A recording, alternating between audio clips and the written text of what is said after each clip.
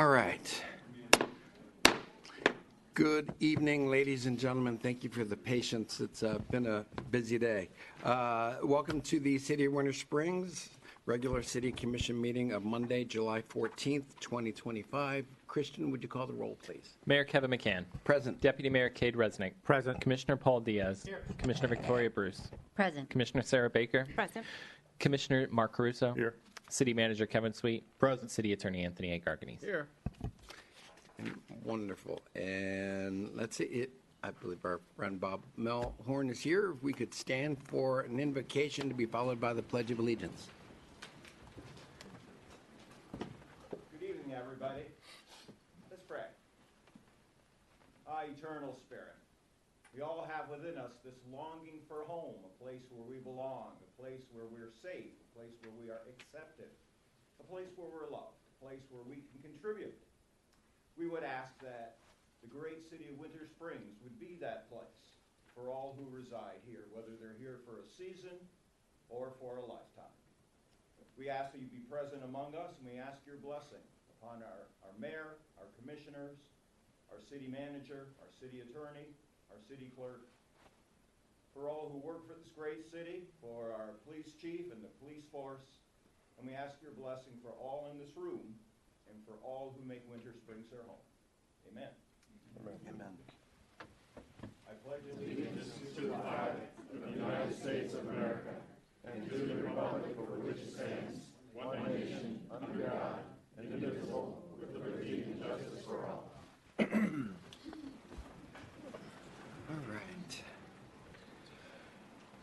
All right. Agenda changes. Do we have any? No. Seeing none, we'll accept the agenda as written and takes us straight to awards and presentations and the UCF Business Incubation Program Winter Spring Semi-Annual Update. Good evening, Mr. Mayor, Deputy Mayor, Commissioners, City Manager, City Attorney, City Clerk. For the record, my name is Tara Lynn Roll, Director of Community Development. You will have before you one of two required presentations from the University of Central Florida Business Incubation Program on their update and the work that they're doing at the site in Winter Springs. And so here to make that presentation along with a few other individuals is Mr. Rafael Camaño. He's the interim director of the Business Incubation Program, and Mr. Michael Weiss, who is the site manager for the Winter Springs Incubator. Thank you. Welcome, gentlemen.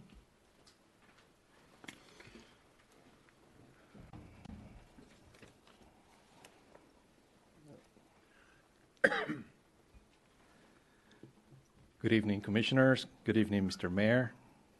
Glad to be here once again. Hopefully it's not my last time. Thank you so much for your continuing support. My name is Rafael Camaño, Interim Director of the UCF Business Incubation Program.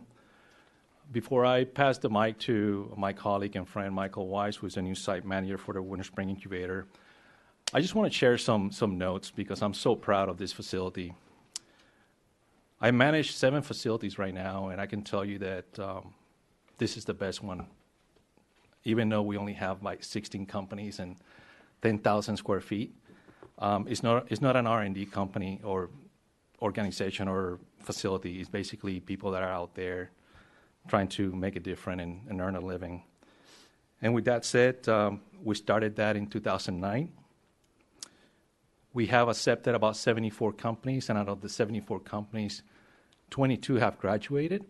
Out of the 22, 15 have decided to stay in Seminole County, and out of the 15, 8 stayed in Winter Springs. 3 very neat things happened out of those graduate company. One of them, Epic Engineering, they bought a building over at 1049 Willow Spring Drive. Another company, Hoverfly, they're manufacturing drone in Sanford. They have 57 people working for them. And then lastly, some of you have met this company about 4 months ago, TimePlast, who developed a new way of using or a substitute for plastic. And they just opened a manufacturing site near here, close to Longwood. They still have their operation in Winter Spring, but they could not conduct their work out of that facility. I want you guys to think that it's more than an incubator. It has become a business hub for this area, for the southeast part of the Seminole County. So far this year, we have had 979 people walking through, 23 tours. And as you all know, growing businesses are the one that contribute to the city tax base through their sales tax. Our latest economic impact study have demonstrated that for every dollar that we get from the county and the city, there's an $11.50 return of investment. Not only that, but in between 2022 and 2023, that little facility down the road, those 16 companies have generated $34 million direct impact. That means sales, that means grants, and equity investment. That's not counting in dues, taxes, or total output. It's just direct impact. So with that said, it's been a pleasure serving you. I'm still a phone call away, and I would like to pass the mic to my colleague and friend, Michael Weiss. Good evening, Commissioners. My name is Michael Weiss, and I am Raphael's successor here at the Winter Springs Business Incubator. I'm trying to change the slide. Oh.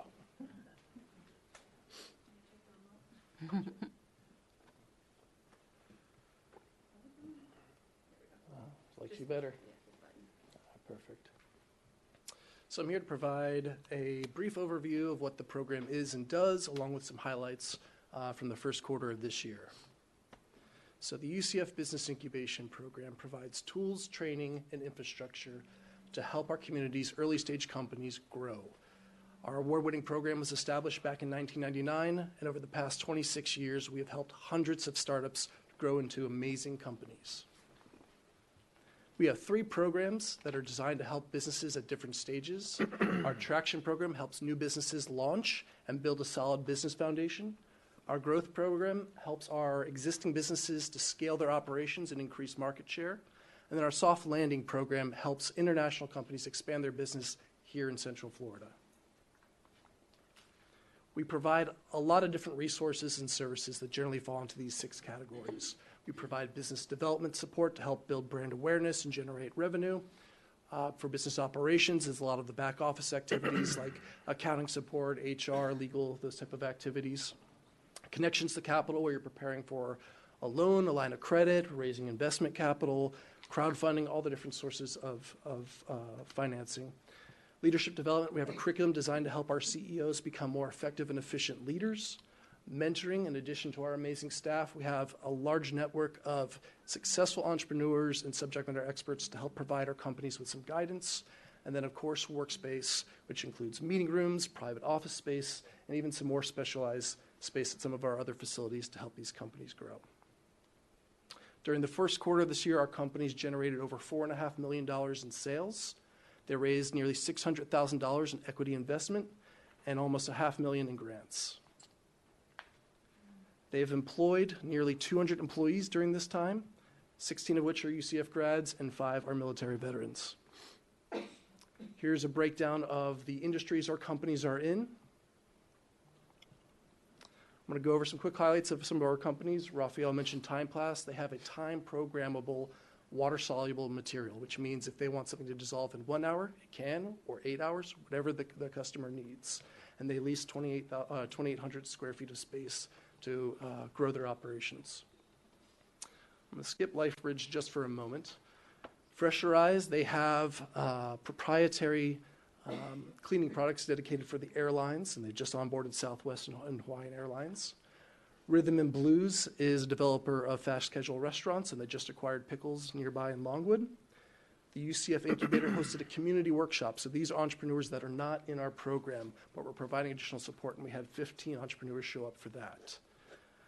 I'll circle back to LifeBridge now because we actually have the founder of the company here, and rather than hear me try to describe it, I'd rather you hear from the founder himself and the amazing milestone that they just achieved.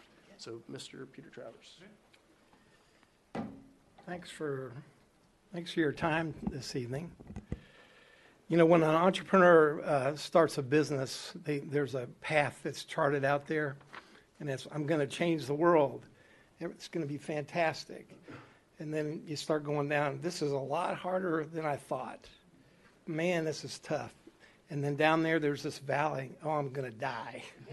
My wife's going to leave me. How do I make my car payment? If you can make it through there and get some traction, then you get stability and repeatability, and you've made it, and you can make a difference in the world. Well, years ago when I came to UCF, my wife, my late wife, had stage 4 breast cancer for 18 years, 12 reoccurrences, lost her hair 9 times. We thought our life was over, and then we found about this new type of therapy called Tumor Treating Fields that had worked on 14 different types of cancer. And we found it would not be available for people like her in the foreseeable future. Well, fortunately, I go to church with senior engineers from Northrop Grumman, Lockheed Martin, and they looked at this and they said, we're not trying to get in the business. Peter, we'll build this device just to try to help your wife.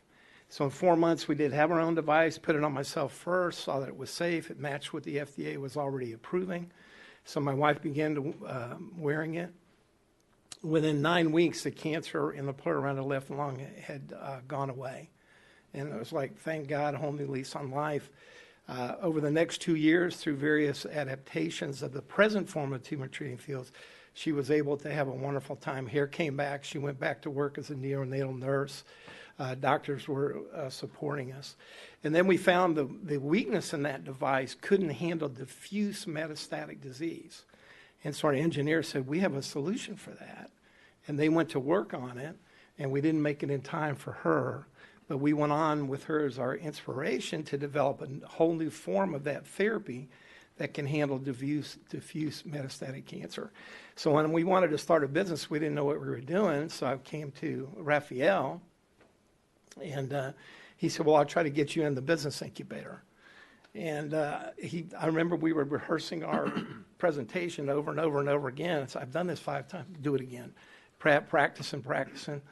And I said, man, what if I don't get in, Raphael? And he said, Peter, I'm going to help you whether you make it in or not. I said, wow, yeah, I really feel supported here. Well, we did make it, and here we are years later. We had no patents when we met Raphael. We have 6 patents now, 10 pending. We've raised close to $6 million. 3 years ago, we were chosen by MedTech on Outlook magazine as top 10 emergency oncology companies in the country. Johnson & Johnson has their business incubator called J-Labs. 3 years ago, we got into Johnson & Johnson's J-Labs. We're on their radar. Just months ago, we finished our animal study. We delivered 2,780 hours, 80.4 hours of therapy with no adverse events, which sets us up to open our first in-human trial this coming year, in the first quarter of 2026. And we wouldn't have any of this happen without the support of the UCF Business Incubator. You know, our rollout program is to, once we get approval, we have still a long way to go, but when we get approval, we want to open a center of excellence, get all the bugs out, all the reimbursement down, everything going, and then reproduce that around the country and around the world. Well, ladies and gentlemen, I have 7 grandchildren who live very close to here. That center is going to be close, I promise you, because I'm not moving away from those 7 grandchildren. So back to my earlier illustration, if you want to build your community, as an entrepreneur goes through that cycle, when they get through that valley of death, you need to build a bridge across it. We never hit the valley of death because of UCF and their help. We had a bridge across that time, and we're able to make it. And that's what the program does for companies, and I hope you'll continue to support it. Thank you, sir.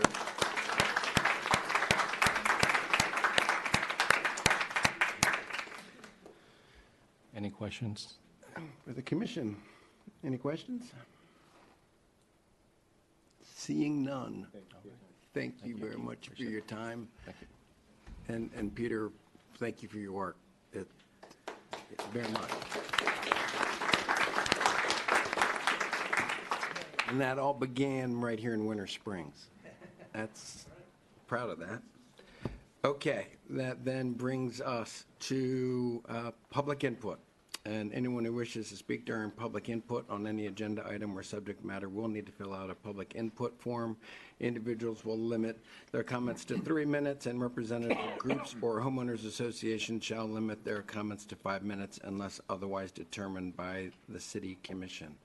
Why don't we take those that have filled out the blue forms? Who would like to go first? Madam.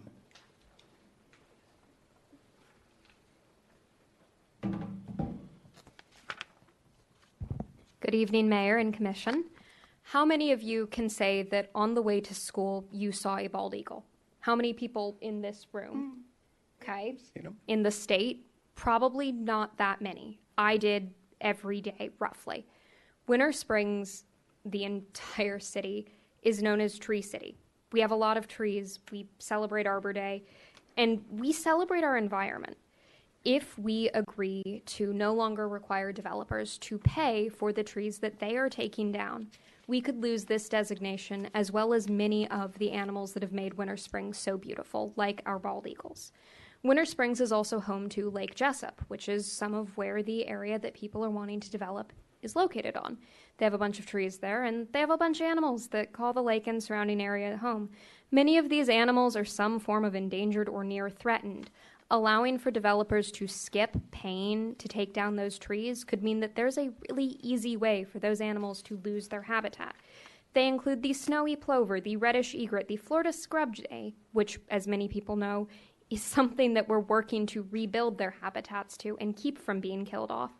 Gopher frogs, the eastern indigo snake, which is currently in breeding programs up in Sanford because of how low the population is. There's one in Winter Springs Village. He's really friendly and not the brightest.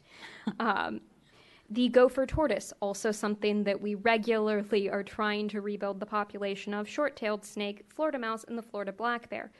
There is also, per the, let me get this exact name right, the Florida Natural Area Inventory lists the Florida panther as having a small possible breeding population in Seminole County, Florida. This is a new piece of information that is from this year. It's been confirmed. There have been some sightings in the Highlands, and there have been sightings all the way back to 2011. It's critically endangered. There are about 200 of them in the wild. Seminole County is the only place north of South Florida in the entire state that still has Florida panthers. And this is not counting the Florida panther at the Central Florida Zoo. We need to make sure that they are protected, and we can't have developers that have a free excuse to get rid of their territory. They need forestry. They need areas of woodland to survive, or else we will be complicit in destroying some of the last remaining panthers. Thank you. Thank you very much. And you were Haley, is that right? Yes, sir. Haley, Thank you. thanks. Thanks. I didn't realize I had these. Great. And then Paul Partica. And then we'll go right back to open.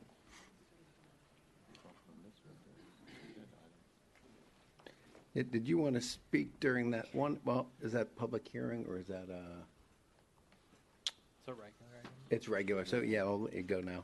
Thanks. Although, Yeah, and I may allude to that in a second, okay? Well, good evening, Mr. Mayor, members of the City Commission, and Mr. City Manager, and Mr. City Attorney. My name is Paul Partica, and I live at 1693 Wingspan Way, Winter Springs. Thank you for allowing me to speak.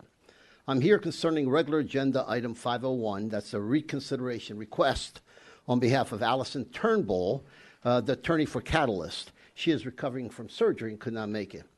She has written an objection memo to item 501, and this was sent to the city mayor, city commissioners, city manager, city attorney, and city clerk to be filed for the record. I would be happy to read it, but it would take more than 3 minutes. But I do want to highlight some key points.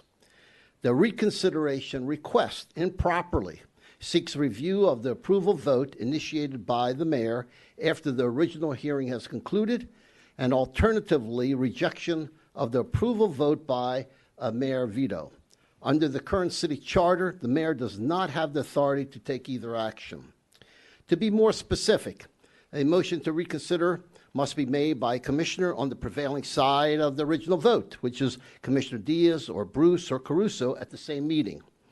No motion was made for reconsideration, and therefore the mayor's request was invalid.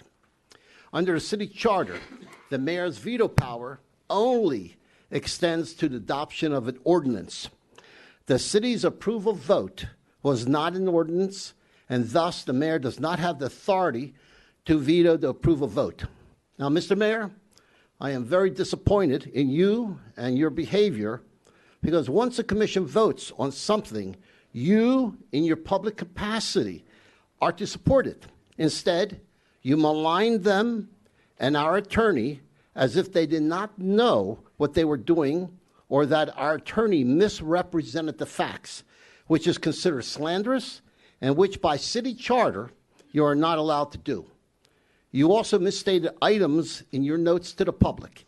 You wasted the commission time and the applicants' time and their money by not understanding your own charter and what the mayor can do. And you hurt the city reputation by doing what you did. In summary, the memo request is to affirm the validity of the approval vote, reject the reconsideration request as illegally void, and reject the mayor's unauthorized attempt to veto, and both are out of order. Preserve the integrity of the commission by upholding standards of decorum outlined in the city charter, section 2.29. At the proper time, I would ask you and the commission to move this agenda item forward for immediate action so that we do not waste any more time on this issue. Thank you very much. Thank you, sir. I have no further blue forms filled out. You got it? Can we bring the lady a microphone?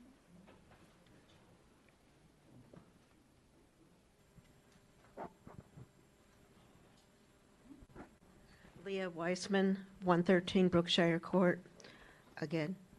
I just wanted to say that when I heard that mentioned the ADA, or actually, I forgot what they put it as. Anyway, and said 100,000, I went, huh?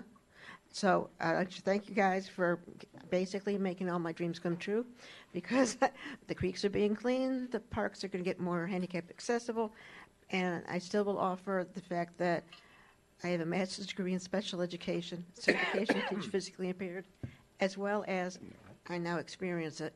So I would gladly help with picking out areas that have troubles. And you may have single-handedly in the last 6 months or whatever it was, got me silent, because I don't know if I have any more.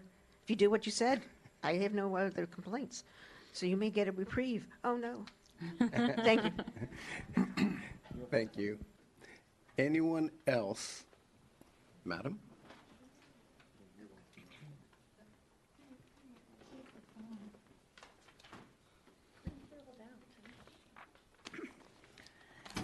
Hello, I'm Linda Freeburn, 1604 Cougar.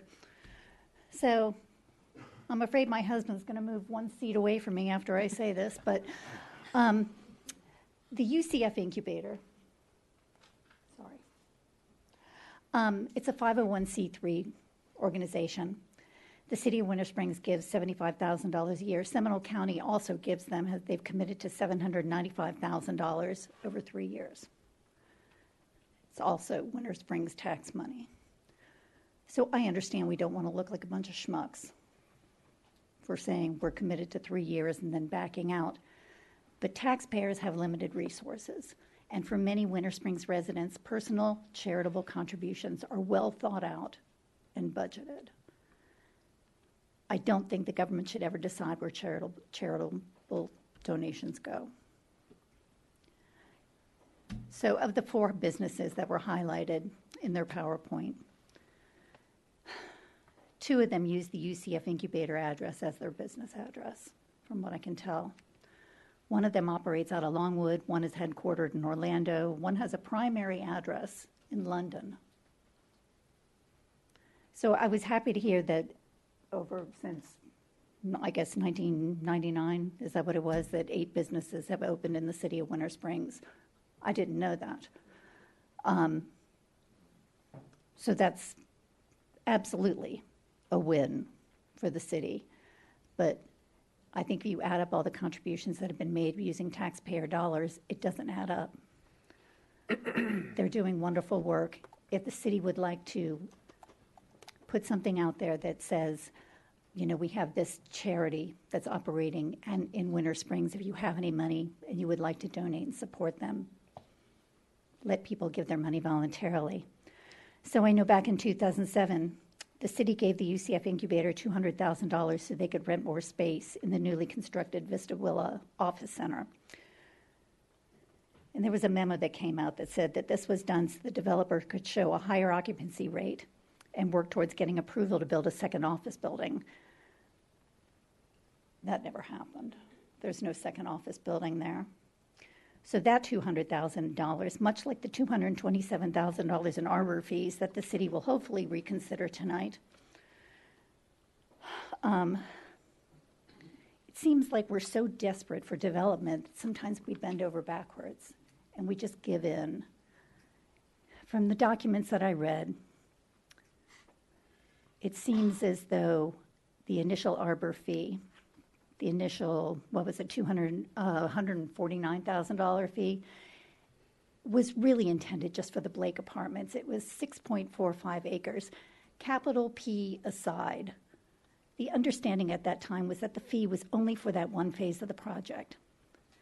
The rate schedule is what it is. Every resident in the city abides by it, and we're not asking Catalyst Development to do anything different. Just abide by the rate schedule. The argument is that they prepaid, but why would a developer prepay for something like this? I mean, what if they decided to sell the property? Am I out of time? Yeah. Okay, you get my point. Thank Still you, there? ma'am. Anyone else would like to? Mr. Gallo.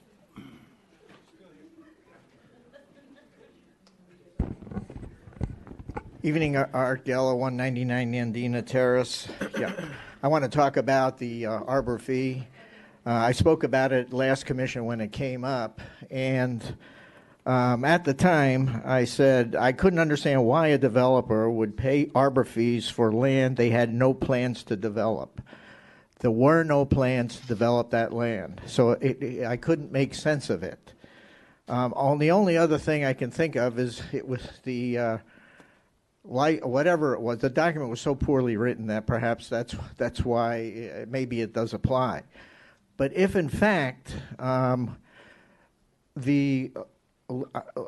far as how the motions are going to be made, I can't talk to all that. You guys will figure that one out. But if in fact all the evidence was not presented to the commission, then to me the commissioners didn't have sufficient data to make a good decision.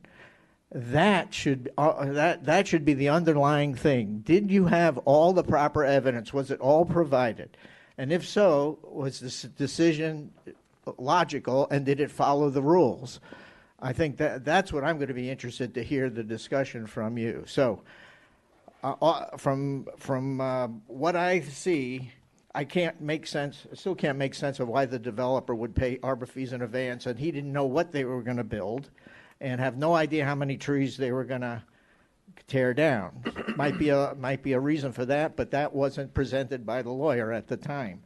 Anyway, I think if in fact all the evidence wasn't provided to you, you need to discuss what new evidence is and then come to another decision. And then the lawyer's going to have to make sure that whatever you decide to do is legal and above board. Thank you. Thank you, Mr. Gallo. Who would like to go next? Anyone? Yeah. Commissioner? Yeah.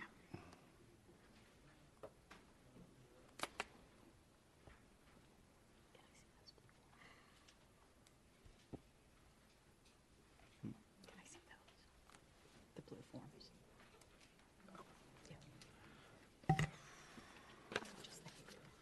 Some people here have spoken. Robert Miller, former city commissioner of Winter Springs. Ladies and gentlemen, if you could keep your voices for 12 down. years. Thanks. Long time ago. One or two people have spoken very eloquently here. few moments ago, I'm not going to be able to stay until the end of this meeting, so I'm going to get my opinion on 501, whatever it was, in right now. A lot of people are in the background on this, and they have all been kind of allowed to get away with not being called out. So Mr. Jesse Phillips screams his endless tirades are not his imagination, but his Winter Springs Community Association's rendition of the truth. On Monday, June the 30th, 2025, three of WASCA's, that's Winter Springs Community Association's, recruited, vetted, and endorsed city commissioners approved the legal transfer of $270,000 of taxpayers' money to some past developer. These three commissioners admitted ex parte meetings with the developer, his attorney, and ex-mayor Paul Partica, who has also had a litany of past conflicts of interest and challenges while he was in office. So tonight I'm introducing a 2-page document dated January the 22nd, 2011. From this, it's obvious Mr. Phillips and Mr. Greenberg's agenda, among other matters today, are not an update of unstated conspiracies still unfolding around Winter Springs. Reading this document may cause many, including Mr. Phillips, Mr. Greenberg, and WASCA's disciples, to have a serious problem with enuresis. Saying nothing about WASCA's three commissioners who approved the illegal $2,700 payment last month, Phillips spreads even more disinformation now. So I'm enclosing Phillips' latest two documents. The first is sloppy legal work, political spin, and no one held accountable. And his second document, do you trust the current city leadership? The first is what media calls kids with infantile tension problems. Well, Mr. Phillips' second document, the recall of the city mayor and city attorney for cause, while not mentioning his three commissioners who made it happen, is so obviously a case of advanced enuresis. In conclusion, this commission needs to be careful concerning a mayor and attorney recall, when in fact it should probably be the five of you that needs to be recalled. Thank you very much for listening.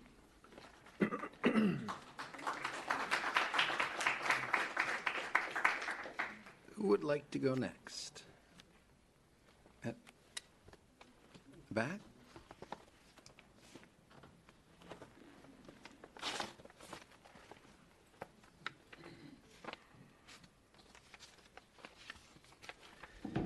Hi, Colin Bailey, 217 Mockingbird Lane.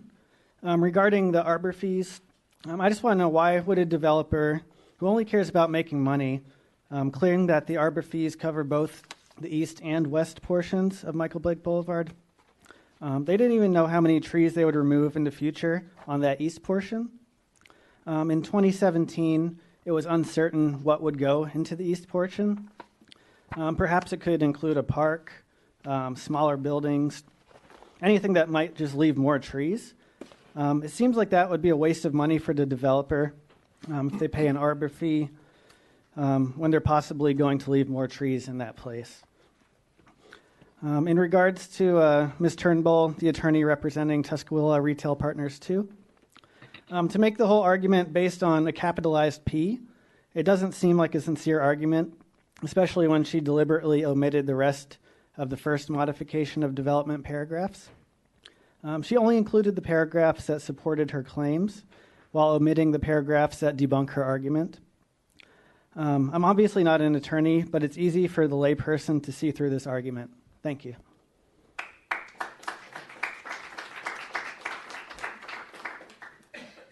Who would like to go next?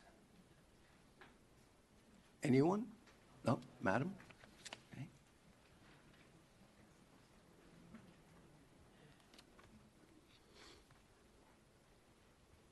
Good evening. My name is Deborah Larson. I live at 424 Michael Blake Boulevard. I certainly have a concern with what is happening on Michael Blake. I have been out of town and so not aware of the things that happened in June, and I do not know of the parliamentary procedures. But listening to what's going on here, as a resident, it makes no sense to me that a developers would not have to pay for the removal of trees. And if they're going to remove trees, we ought to know exactly how many trees are being removed and where they are going to be removed. My concern is certainly for my property, because I live on Michael Blake, and the potential for flooding continues to rise all the time. And so it seems to me that the developers and the city council should make sure they know what is happening and what is best for the community. Thank you. Thank you. Anyone else? Ms. Schaefer.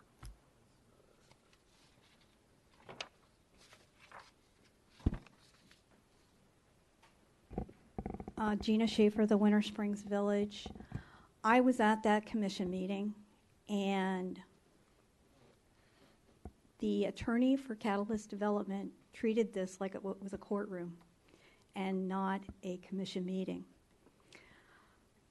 She stated that they were ready to pay to have the specimen trees removed, and she was ready to pay for that. However, my question is this. I did a little research on my own. Why did Dream Finders, which is the townhomes, pay an arbor fee if it was already paid? That really doesn't make a lot of sense, okay? Also, Mr. Gallo stated, why would somebody prepay an arbor fee?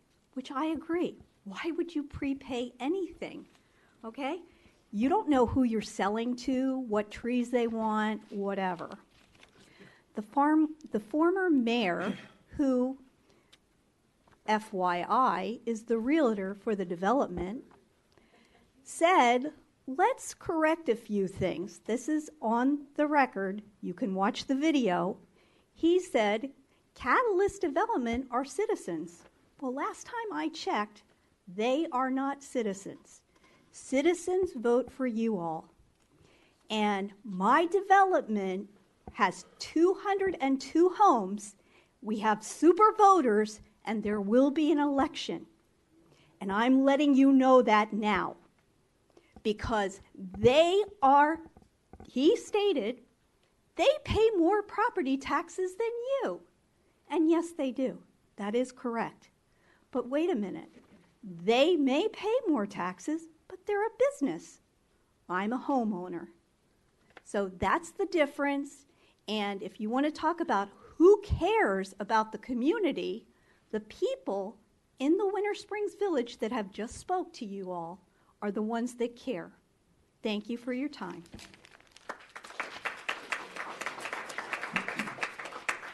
Thank you, Ms. Schaefer.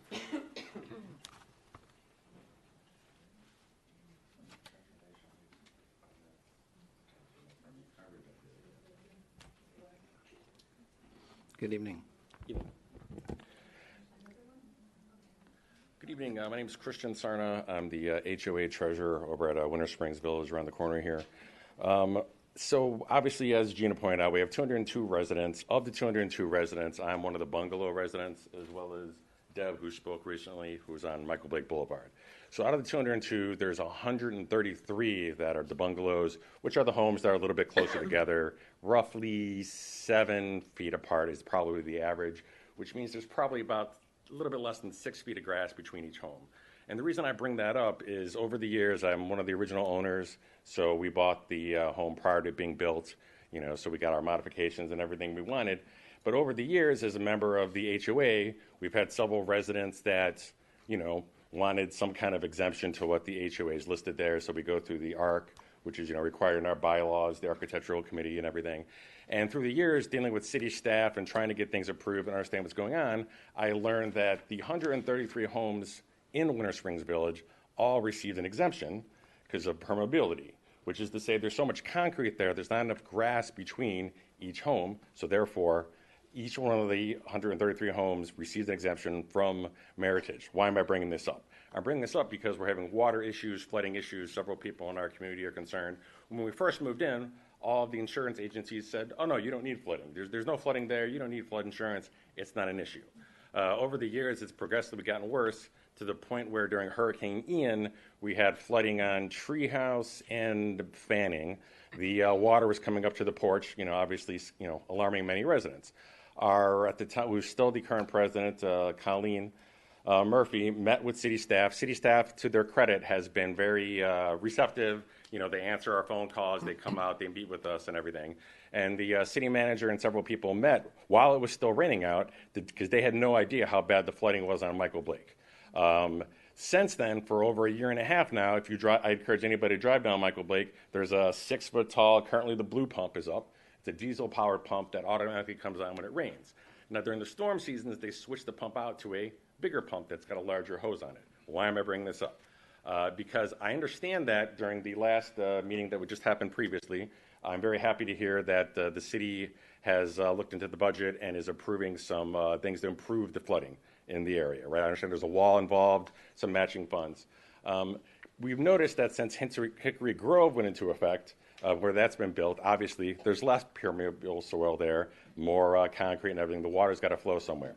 They are above us in height, and so the water's flowing downhill towards us. Now, with the building that's going on that we're talking about here, I believe one of the businesses is 7 Brew. I'm not sure about the exact name of all the businesses going there and what's all planned, what we're talking about here in item agenda 501, I guess specifically. So I travel around the country. I know 7 Brew is going in there. I've gone to 7 Brew in 3 different states. I'm all happy that we're having some kind of business there. I understand from when I moved in, obviously the trees were going to be cut down. Obviously that some business were going to go in there. But when I look at some of the problems that are going on around the city, it seems to all correlate to exemptions being done. The city staff has worked hard. They hire professionals. We have engineers. They go through lawyers to make sure everything's approved properly. And when I look at the meetings I've gone to in the last 13 years and the issues that keep coming up, they evolve around the council, the city, issuing exemptions to rules that are already in place. So as a member of the HOA who represents the citizens, I get questions and stuff. I can just tell you that it seems to the average person that the root of many of the issues and why several of the people who have spoken here today and are actually in the audience today is because the rules are there for a reason, and if you keep on issuing exemptions, what is the point of having the rules? So I would just ask you to keep that in mind going forward. Thank you.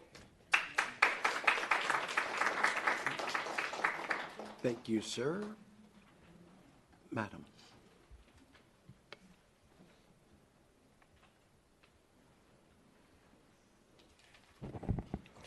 Karen Meyer, 741 Andover Circle. Mr. Gallo's comments made me think. And so I'm wondering, where is the document that documents the trees for that tract of land that the cost is based on? Where's the proof that they were projecting trees on a particular piece of property that was years ago before trees grew up? But if they're saying that they have prepaid, then there should be a document outlining the trees that were on that property at the time. Thank you. Thank you. Anyone else that would like to take this first opportunity? Yeah.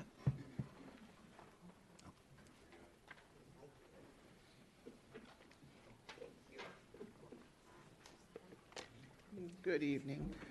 My name is Sharon Heaney. I am also at the Winter Springs Village, 732 Fanning Drive. We have one of the wonderfully unique houses that have that buffer zone, the green belt between our backyard and the community wall on the other side. The first lady that spoke made comments to the pretty, wonderful creatures that we have back there. I've been down in Florida now for 35 years. I'm from the New York State and wonderful New York City, which is the concrete jungle. My brother just came down here 7 years ago to help me with the passing of my husband and has stayed, and we bought this house. He is amazed at the creatures that we see back there.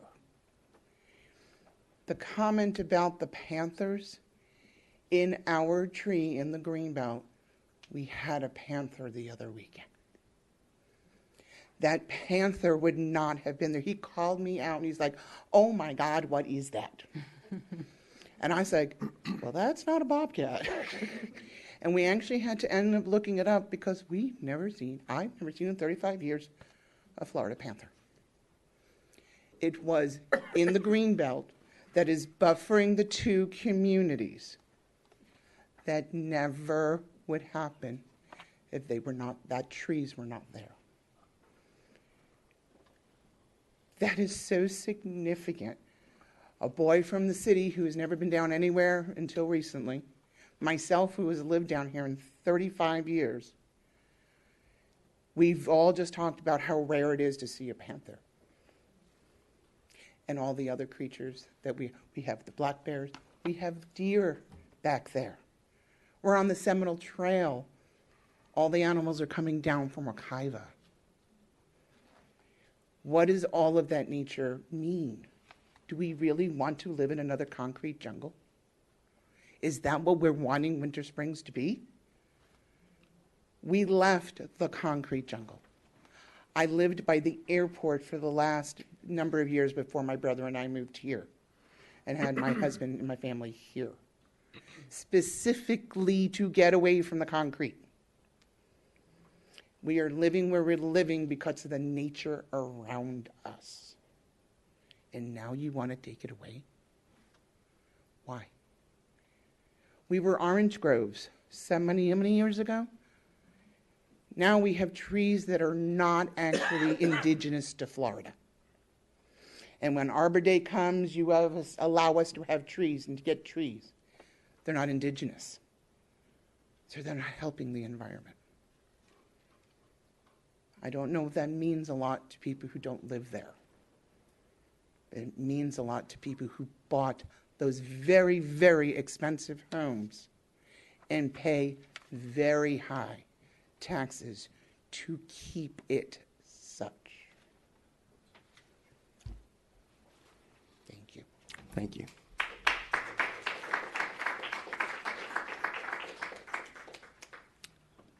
Commissioner.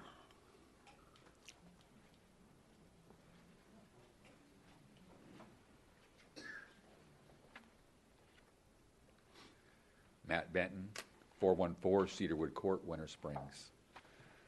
Some people have come up here and very eloquently spoken why you should have voted one way or the other on both sides.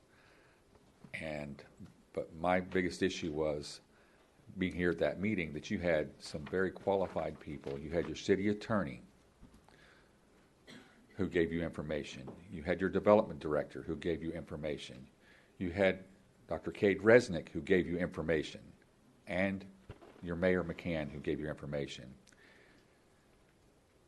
about how they thought you should vote on this matter. But three of you decided that on the advice of the Council for the Development was more important, and having separate meetings with that council was more important than what the people that worked for you, that worked for the city told you.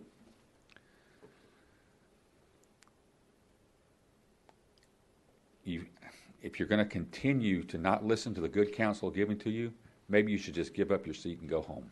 Thank you.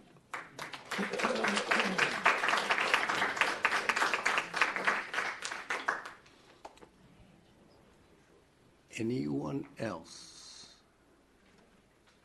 Madam. I don't have a little fancy blue card yet. We'll get you one before you go.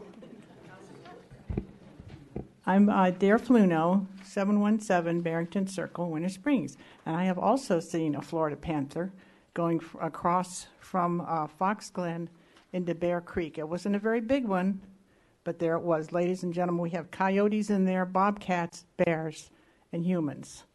And a lot of people don't believe it, but they're in there. And it's just wonderful to have them. So let's be careful. Take care of your pets. Don't leave little hawks will take your dogs. But the panthers don't want anything to do with humans. So have fun out there. Thank you. Anyone else? Ms. Benton. Oh, sir. My name is Keith Guglielmo. I own 2 pieces of property in Winter Springs. One commercial property on 1792 and one at 660 Silver Creek Drive, Winter Springs. Recently, my stormwater bill has doubled in like the last 2 months. And I was wondering if everyone in the city got an 85% increase on their water bill, and why? And I live on Silver Creek Drive, which the stormwater drains there haven't worked since I moved there 30 years ago. So why am I paying all this money for stormwaters, and the property on 1792 doesn't have water, doesn't have sewer, and doesn't have any type of water line or sewer line within a quarter mile of my property. I know I have to pay for everyone else's, but I don't understand why it went up 85%. That's all I have. Okay. Christian, if the gentleman filled out the blue form and you have an email, can we send him like a link to the video of the conversation of the city commission meeting, or can we send him minutes from that meeting? Is that I mean, I have to get all my utilities from Longwood. I don't get anything from you guys but the stormwater bill. That's the only thing I get. Yeah. There's no sewer lines, there's no water, there's no nothing. But in '85, they came down there and walked down 1792 and asked all of us to be annexed into the city because they were going to provide those things, which they never did, and that was 35 years ago. So for 35 years, I've been waiting for water, sewer, nothing. Longwood put them in. Okay. Anyone else? I believe Ms. Benton, you were asking, yeah? Let Ms. Benton go first, since I called her out twice, and then we'll let you go, and then you. I'm sorry. Oh, no, that's okay, and then we'll let you follow Ms. Benton.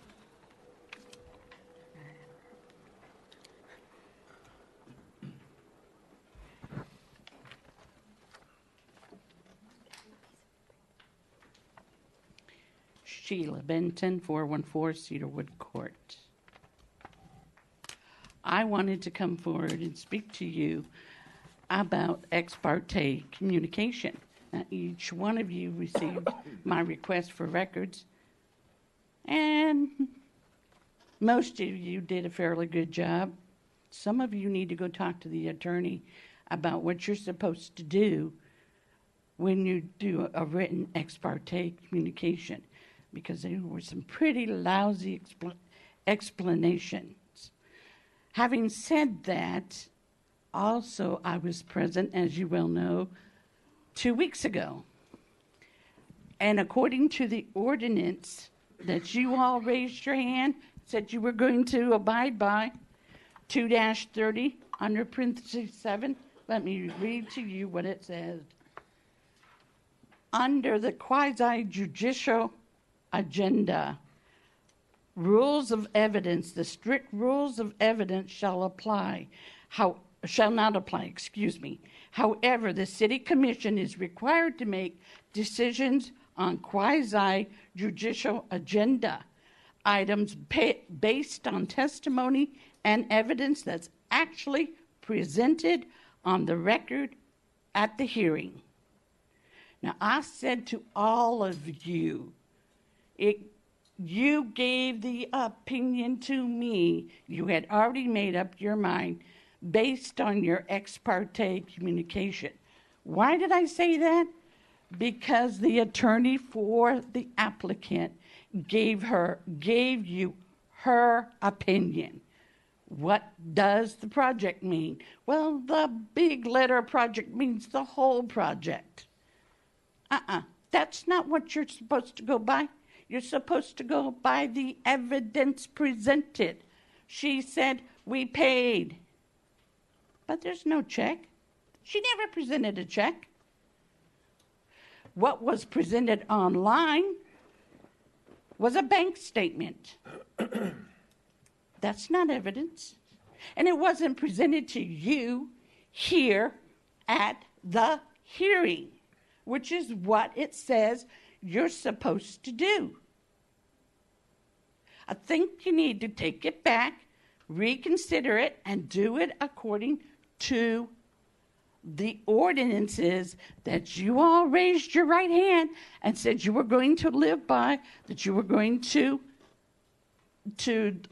vote in our best interests. You need to reconsider it.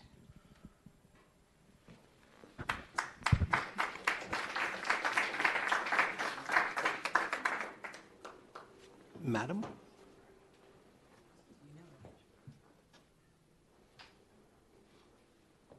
Hi.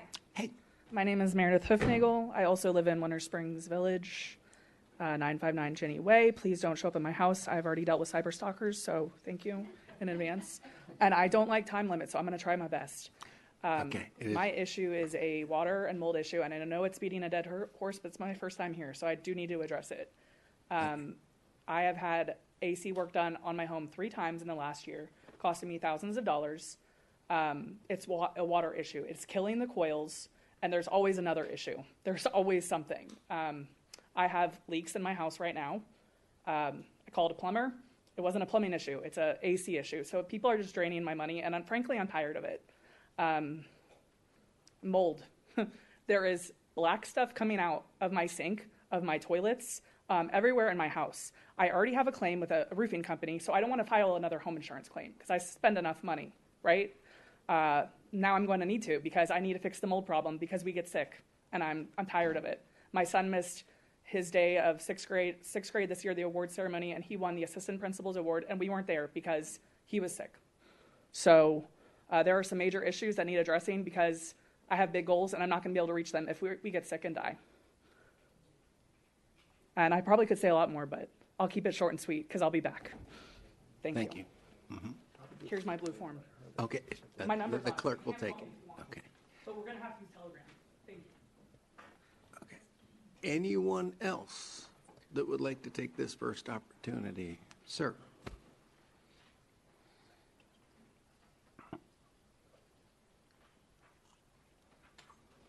Hi guys, it's been a long time. Jeff Crandall, 1239 Stone Harbor Road, Winter Springs, Florida. I just came to talk on item 501 tonight. It's concerning to me. We get our trees that are donated to the citizens every year. We have an event, and we have the city donates trees to everybody. The purpose of these trees is to replenish trees that have been removed because we have developers that come in that have a right to their property. They have a right to be able to develop their property, but we have some guidelines that we have set forward. And the guidelines that we've set forward have been in place for decades, some of them. The tree ordinance has been in place for decades, about 30 years. I believe that Paul Partica was actually the mayor when it was passed. We look at the money, and I hear this dais speaking about how can we save costs? How can we save costs? We need to be fiscally responsible. I know, let's close committees. $277,000 that you're gift wrapping? Really?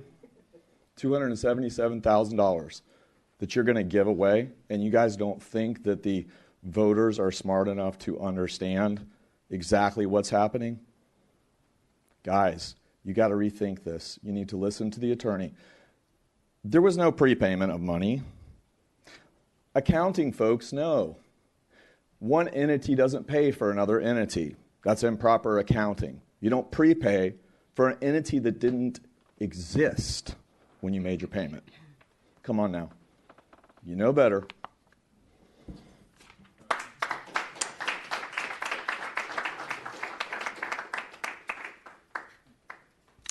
Anyone else? Okay, then last call, and we will close this first opportunity for public input. Okay, that then brings us to the consent agenda. Is there Madam? Yes. I would like to bring up item 301 just for clarification to explain to the residents of why this was a single source sponsorship.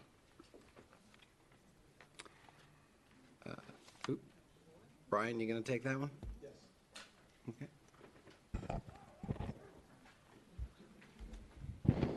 Good evening, Brian Dunnigan, Director of Administrative Services and Operations. So, Commissioner, I believe you're referencing item 301 for those who may not have an agenda in front of them, is the naming rights agreement for the pickleball courts between the city and Advent Health. To give you some background and those who may be listening in attendance this evening, initially the city did produce an RFP and posted that in the fall of 2024 to solicit potential interested sponsors to submit proposals, somewhat open-ended, for sponsorship of the pickleball courts. The first 30-day window of that RFP, we received no submissions, so we extended it an additional 30 days. That additional 30 days also yielded no submissions, formal submissions to the city through the RFP process. At that point in time, we figured, internally at least, the staff, that there wasn't any interest in the market for naming rights to the pickleball courts until later in 2024 in the winter. We were approached actually by Advent Health, who had expressed some interest in the naming rights for the pickleball facility. At that point in time, we began a series of meetings with Advent Health, outlining some potential benefits that we could provide to them in exchange for the naming rights agreement, and that interactive dialogue continued through the spring of 2025 up until recently. As early as, I think it was late as actually July 1st, Advent reached out to us expressing desire to move forward with the naming rights proposal that's on the agenda this evening in the contract that's for consideration. Thank you so much for the clarification. Yep. You're welcome. Okay. It sounds like you've been through quite a process with the naming rights. Okay, Lee. You know what are you doing Sorry there? about that. I don't know where that's going. Got love AI. You must have had a button where it triggered my phone. Yeah, that's okay. Are we asking questions now about it, or are we waiting? About what? About the pickleball?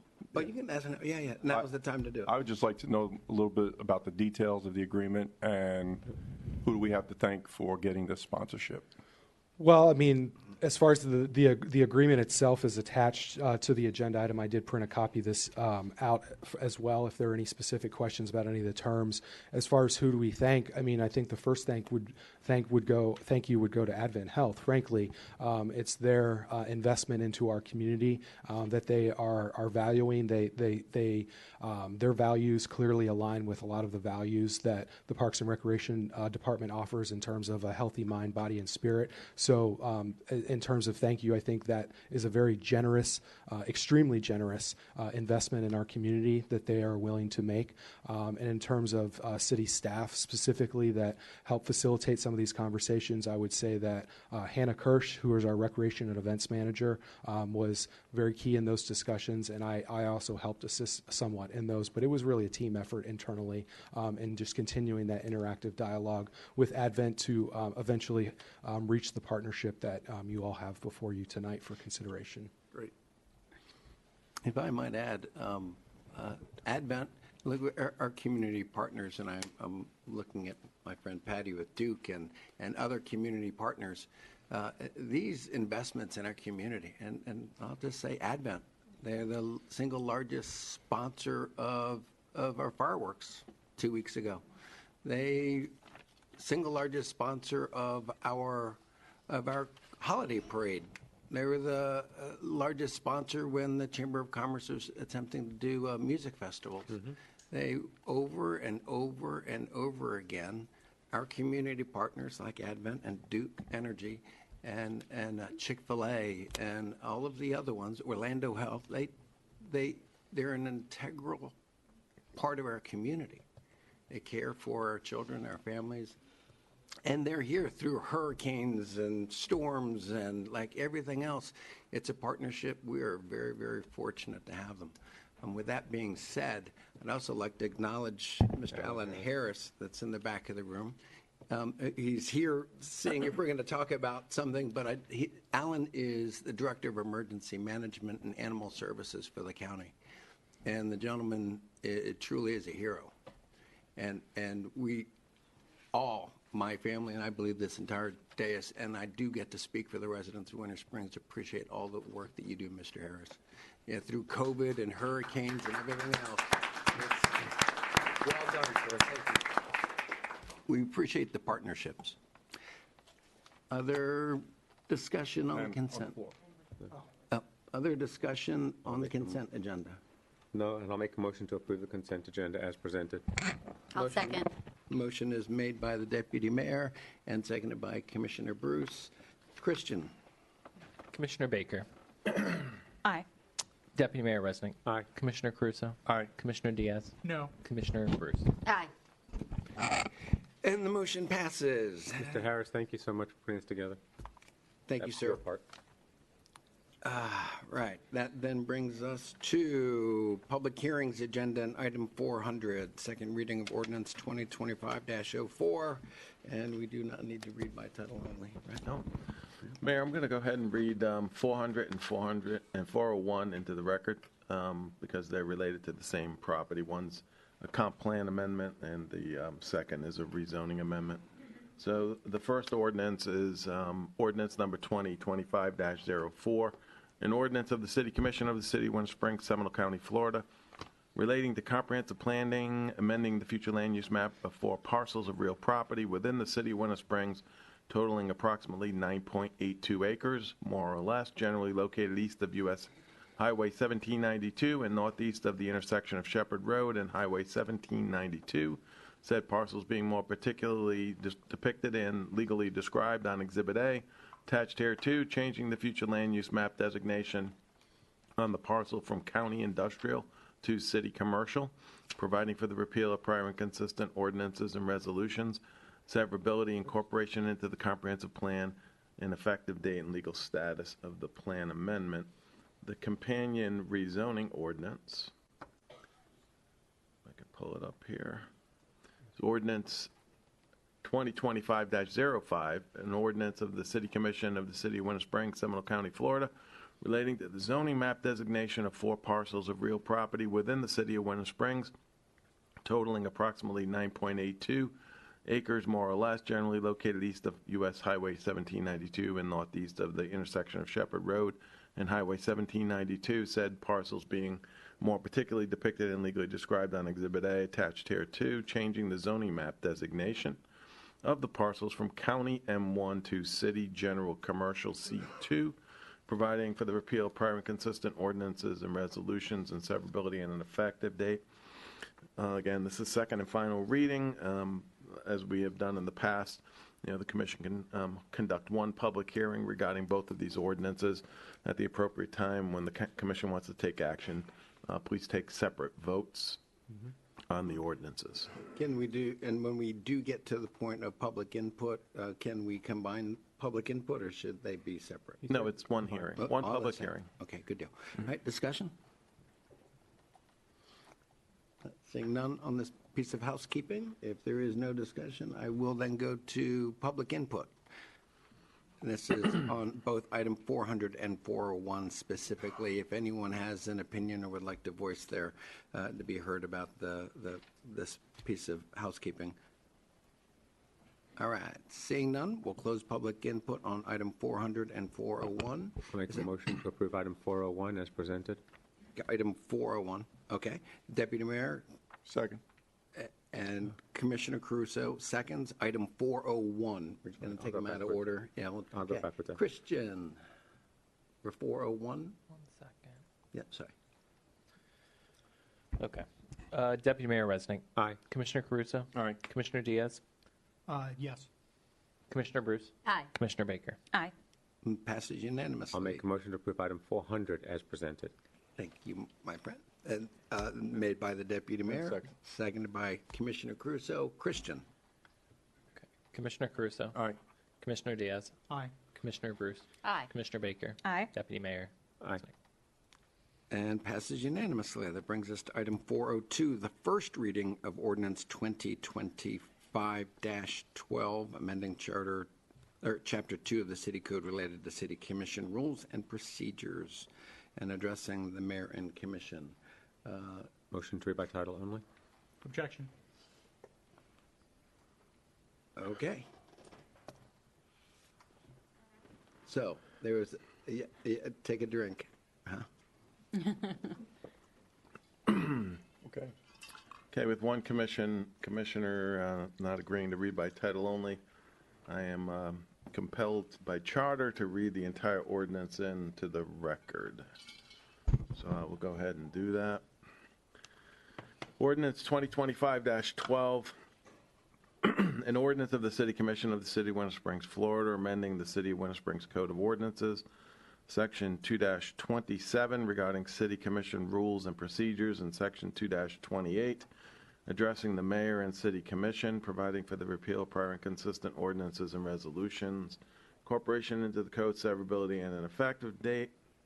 Whereas the city is granted authority under Section 2B, Article 8, State Constitution, exercise any power for municipal purposes except when expressly prohibited by law. And whereas Article 4, Section 4.13 of the City Charter provides that the City Commission shall meet regularly at least once every month at such time and place as the Commission may prescribe by rule. Whereas pursuant to the requirements of City Charter, the Commission has established rules and procedures codified under Section 2-27 of the City Code, and whereas the Commission desires to modify Section 2-27 of the City Code related to agenda items and reports, now therefore be it ordained by the City Commission of the City of Winter Springs, Seminole County, Florida, as follows. Section 1, recitals. Foregoing recitals are hereby fully incorporated herein by reference as legislative findings and intent and purpose of the City Commission of the City of Winter Springs. Section 2, Section 2-27 of the Code Amendment. Section 2-27 of the City Code is hereby amended as follows, with underlined type indicates additions. Strikeout type indicates deletions, while asterisks indicate a deletion from this ordinance of text. Existing in 2-27, it's intended that the text in Section 2-27, denoted by the asterisks and set forth in this ordinance, shall remain unchanged from the language existing prior to the adoption of this ordinance. Section 2-27, rules and procedures of the City Commission generally. There are asterisks in subparagraph C, approval of the agenda, new business section. Subparagraph 1 stays the same at the commencement of each City Commission meeting during the call to order section. The City Commission shall approve by majority vote the proposed agenda to be considered by the City Commission at the meeting. Prior to the approval of the proposed agenda, the City Commission may, by majority vote, add or remove agenda items from the proposed agenda or reorder agenda items in terms of placement on the agenda. Upon approval of the agenda items will be considered by the City Commission in order presented on the approved agenda. Subparagraph 2, which is proposed to be modified. Unless otherwise determined by the City Commission, each regular agenda item shall strike have, underline, include, a new business section, underline, placed in the order on the agenda approved by the City Commission, which strike allows, underline, provides the mayor, any city commissioner, city manager, or city attorney an opportunity to strike, raise, comma, if necessary, comma, and insert, briefly introduce new issues not on the agenda, underline, solely for the purpose of requesting that the City Commission direct the city manager to further evaluate and prepare the item for placement on a future agenda as a commission-directed item, period. Strike, that require discussion and potential future direction by the City Commission. The new business section shall not be used to present items requiring prior public notice or hearing for reports allowed under subsection M, or be used as a substitute for timely placing items on the agenda prior to the agenda packet being distributed, or as an add-on item as required by subsection B. City Commission will not take final action on any new business item, underline, other than deciding whether the item should be placed on a future agenda. Strike, that is considered a major initiative and or initiative that would ordinarily require significant city staff research. Persons introducing new business items are encouraged to provide background information regarding the items prior to or at the meeting in the same manner as permitted for reports under subsection M4, asterisk, section 3, section 2-28, subparagraph A, code amendment. Section 2-28A of the City Code is hereby amended as follows. Underline type indicates additions and strikeout type indicates deletions, while asterisks indicate a deletion from this ordinance. Of text existing in Section 2-28, it is intended that the text in Section 2-28 denoted by the asterisks and set forth in this ordinance shall remain unchanged from the language existing prior to the adoption of this ordinance. Section 2-28, addressing the mayor and city commission. Subparagraph A, oral communications. Any person desiring to address the mayor and city commission shall first secure the permission of the presiding officer and shall state, strike out his/her, underline their name and strike address for the record, underline whether they are a resident of the city for the record, and underline. If such person is speaking as an authorized representative, such person shall also advise the mayor and the city commission of the name of the person, group, business, or organization being represented, underline, and whether the represented party is a city resident or located within the city. Period, and underline. All remarks shall be addressed to the mayor and city commission as a body and not to any member thereof unless permission to do so is granted by the presiding officer or the city commission.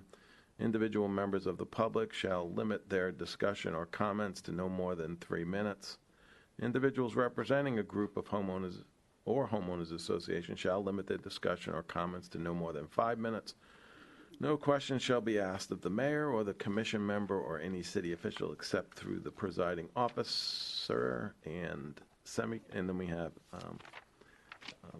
the ellipsis, and then section 4 is 5, and the rest of the ordinance is standard. Repeal of prior inconsistent ordinances and resolutions. All prior inconsistent ordinances and resolutions adopted by the commission or parts of ordinances and resolutions in conflict herewith are repealed to the extent of the conflict. Section 5, incorporation into the code. This ordinance shall be incorporated into the Winter Springs Code, and any section or paragraph number or letter and any heading may be changed or modified as necessary to effectuate the foregoing grammatical, typographical, and like errors may be corrected, and additions or omissions not affecting the construction or meaning of this ordinance and the city code may be freely made. Section 6, severability. If any section, subsection, sentence, clause, phrase, word, or provision of this ordinance is for any reason held invalid or unconstitutional by a court of competent jurisdiction, whether for substantive, procedural, or any other reason, such portion shall be deemed a separate, distinct, independent provision, and such holding shall not affect the validity of the remaining portion of this ordinance. Section 7 is effective date. This ordinance shall become effective upon adoption by the Commission of the City of Winter Springs, Florida, and pursuant to city charter adopted by the City Commission of the City of Winter Springs, Florida, in a regular meeting assembled on this blank day of blank 2025 with the appropriate signature lines. So at the last commission meeting, the commission directed that through recommendations of two individual city commissioners that 2 changes be made to the rules of procedure. The first, regarding new business, was it was directed to present some revisions so that new business became a way to just briefly introduce an item for placement on a future agenda. So I read the text into the record as to what that change is. And then the second change had to do with requiring speakers to actually state their address for the record. The direction from the commission was to eliminate the address requirement and simply ask whether they are a resident or, in terms of a business organization, whether they're located within the city. So I think that the ordinance is presented as directed by the commission. They're your rules pursuant to city charter. You can do with them within reason what you want to do. Commission. Discussion. Mr. Mayor, I'd like to object to the to this ordinance, specifically to the items having to do with the legislative authority. We are hiding new rules within an ordinance. The rules are supposed to be separate and rules, not retrofitted into an ordinance. So I asked that the city attorney, not only sitting as parliamentarian, but also as attorney, find this legally void and stricken from the record. I'm not following, but do you understand what he's saying? No, I don't. I mean, the commission, the commission has the authority to establish rules of procedure pursuant to city charter. I mean, the commission has established those rules and procedures by ordinance, has codified them in the city code for not only the commission's benefit, but for the public's benefit, so they would have the advance notice of what those rules are of the commission meeting. So I'm not, maybe I missed the point, Commissioner, but Under State v. City of St. Augustine, courts ruled that any changes made in violation of the Constitution or city charter, and the city charter operating as the Constitution of the city, is by definition null. We're changing in section 4 of the charter as a legislative body. We are changing how each individual member of the body can propose legislation. In essence, changing the ability of any one commissioner to voice as a minority opinion an objection to a majority block. That is absolutely contrary to, federal rules of order, as well as state and to the charter itself. And that's under sections 4.13, 4.05, 4.06. Obviously, rules of order, section 10, section 43 already address how a meeting would be held. We are jumbling all sorts of different rules into an ordinance and hiding these rules into an ordinance, just so a majority block can influence the minority and silence the minority, which is wrong. It violates our charter. It is voidable upon passage. And obviously, it would be subject to legal challenge. And even the discussion of this topic right now is improper to discuss or debate. And I'm asking, as city attorney parliamentarian, that this ordinance be stricken for not having validity. Okay, and so with that being said, I'd like maybe a historical point. The new business was added as material witnesses, gentlemen. I think you were maybe 4 years ago. Before that, there was no new business. The idea, what the concern is in getting rid of, or not taking final action during new business. We still have new business. Everyone still has a right to add anything to the agenda that they want. But what we're saying is during new business, we don't take final action and vote. Like, I'm not throwing rocks, but we fired our city manager under new business. Like, we've done some things that, like, we don't advertise them, let the residents know it's coming. Suddenly we're doing these really big moves and we're not advertising them as required. If there's a law that we should be following, it's that we have to put this agenda out by state statutes, well in advance, so all the residents know what we're talking about. But if we're going to be taking action during new business, then we are effectively keeping our residents in the dark. Again, bottom line is, historically, that was never a thing. We didn't even have new business. It wasn't even there. So I guess for our first, 30 years as a city, we were breaking the law, if that's the argument. But I think we just want to roll it back the way it was and make sure that it's used in a proper way. No, I understand you have every right to have your opinion, sir, and that's okay. Deputy Mayor. City Attorney. Section 2, Part B. It reads, the City Commission will not take final action on any new business item other than deciding whether the item should be placed on a future agenda. Section A, the way I read it to intend is that a commissioner at a commission meeting, i.e. tonight, can make a request to put it onto a future agenda item without the need of a majority vote or a majority consensus. Is that not the purpose of new business? So then Section A and then B. Yeah, it's there are different ways a commissioner can place an item on the agenda. Right. First and foremost, in advance of the agenda, The Can make a a request to the- commissioner can present an agenda item to be placed on the commission agenda through the city manager, who's charged with putting the agenda together, right? So well in advance, the commissioners can add something to the agenda. I thought This new business section is if a commissioner wants to add an agenda item for a future meeting. For a future meeting, and make it a commission-directed item, you can do it under new business. Right. Now, if the commission decided, well, we don't want to make it a commission-directed item, I guess the commissioner then can decide, well, I'm going to place it on the agenda anyway, under my seat, and then the commission, will have to deal with it, I suppose. Well, that was specific to what we were trying not to do. So when and city manager, right, like, it was supposed to be under new business, but then under your seat, you don't get the ability, you just go back to what we used to do, which is just share what was under your seat, instead of starting to add all that business. Well, you can raise an item under new business, and then it would be discussed whether or not the commission wants to take it up as a commission-directed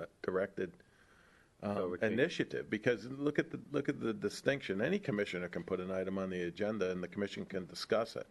But in terms of investing all of the time necessary for staff to prepare and do all the background for an item, you can present an item under new business and make it a commission-directed item, meaning the commission as a body has directed the manager and staff to fully prepare an agenda item on behalf of the commission. Right? Okay. But you also have the alternative to individually place something on the agenda So for on your own clarification initiative. Fair. So for clarification purposes, under new business, a commissioner makes a request for a new agenda item, and the commission as a whole body says yay or nay. To have it worked up as a commission-directed item, yay or nay. And if I call the city manager and I say, hey, I want this added to an agenda, it's for discussion. It's not a directive, because I can't direct the city manager as an individual. It's a request for a conversation on the dais. Yeah, as an individual commissioner agenda item, and then you can discuss, and at the end of that discussion, the commission will decide whether any action needs to be taken. Okay. Is that clear? Yeah. Okay. We don't want to muzzle anybody. Everybody still has the right Oh, to didn't have say that. anything Just- in it. Yeah, Okay, yeah. But then, what was also missing, because under our seat, there were some things, because under the seat is a set of rules as well. So we didn't change that section at all. No, sir. Okay. Thank you. Okay. Further discussion on this item? Mayor? Yes. So you just said something, and I believe you said we don't want to silence anyone or sanction anyone. Is that what I heard? I said muzzle. Is that what Yeah, the we don't- feeling is in this ordinance change, Commissioner Well, Diaz?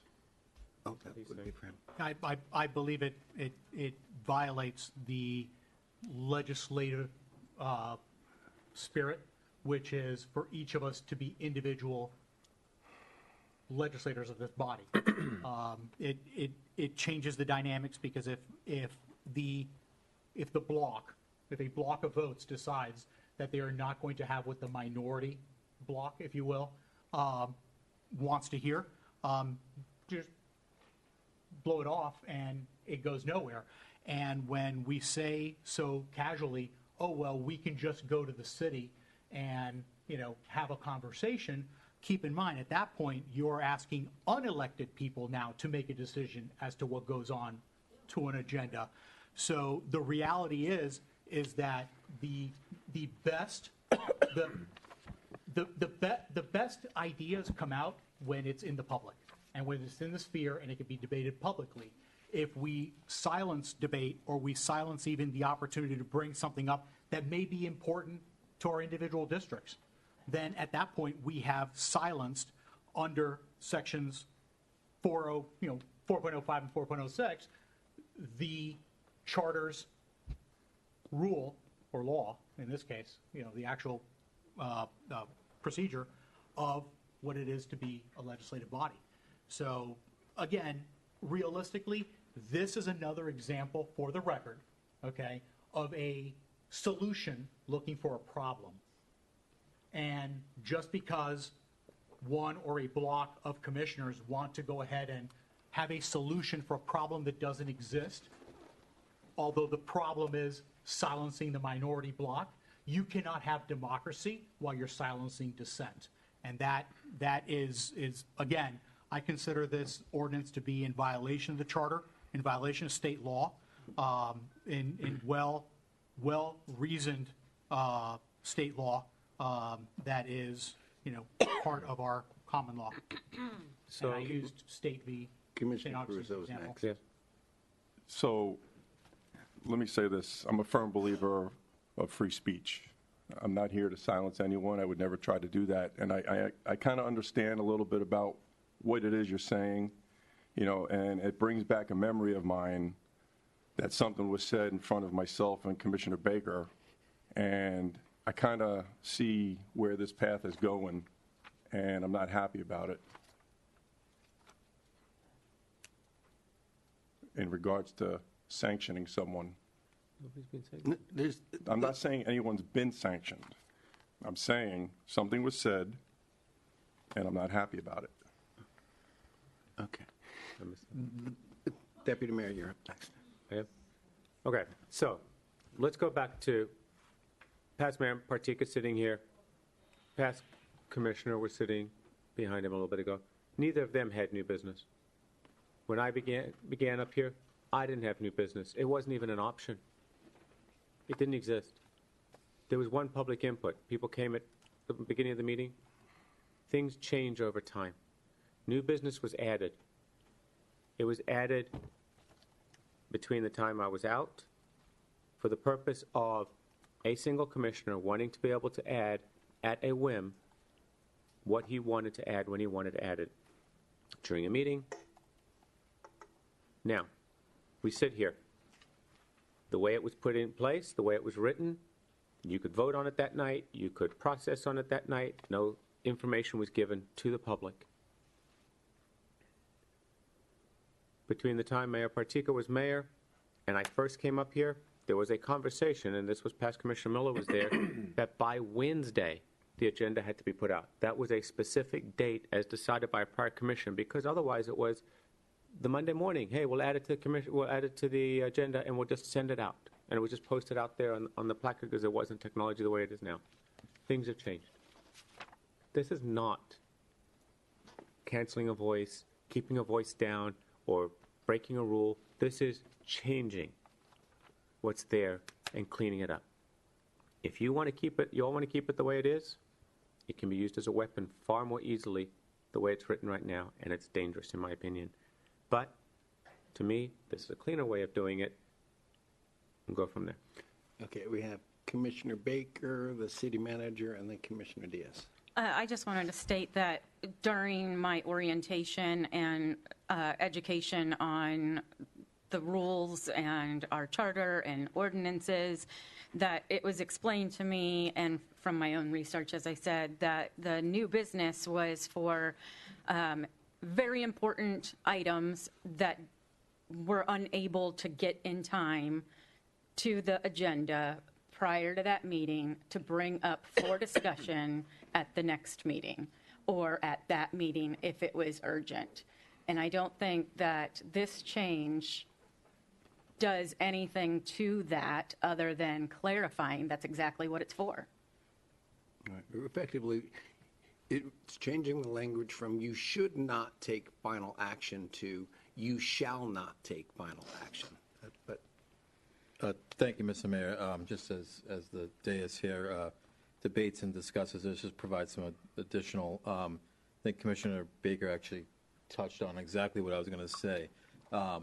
This is not unique to us here in Winter Springs. I mean, new business items are for for items that are unanticipated that come up, and we talk a lot up here about transparency. There's nothing more untransparent than bringing up an item on amongst here where we don't. And I take myself off of my role here as city manager as a resident.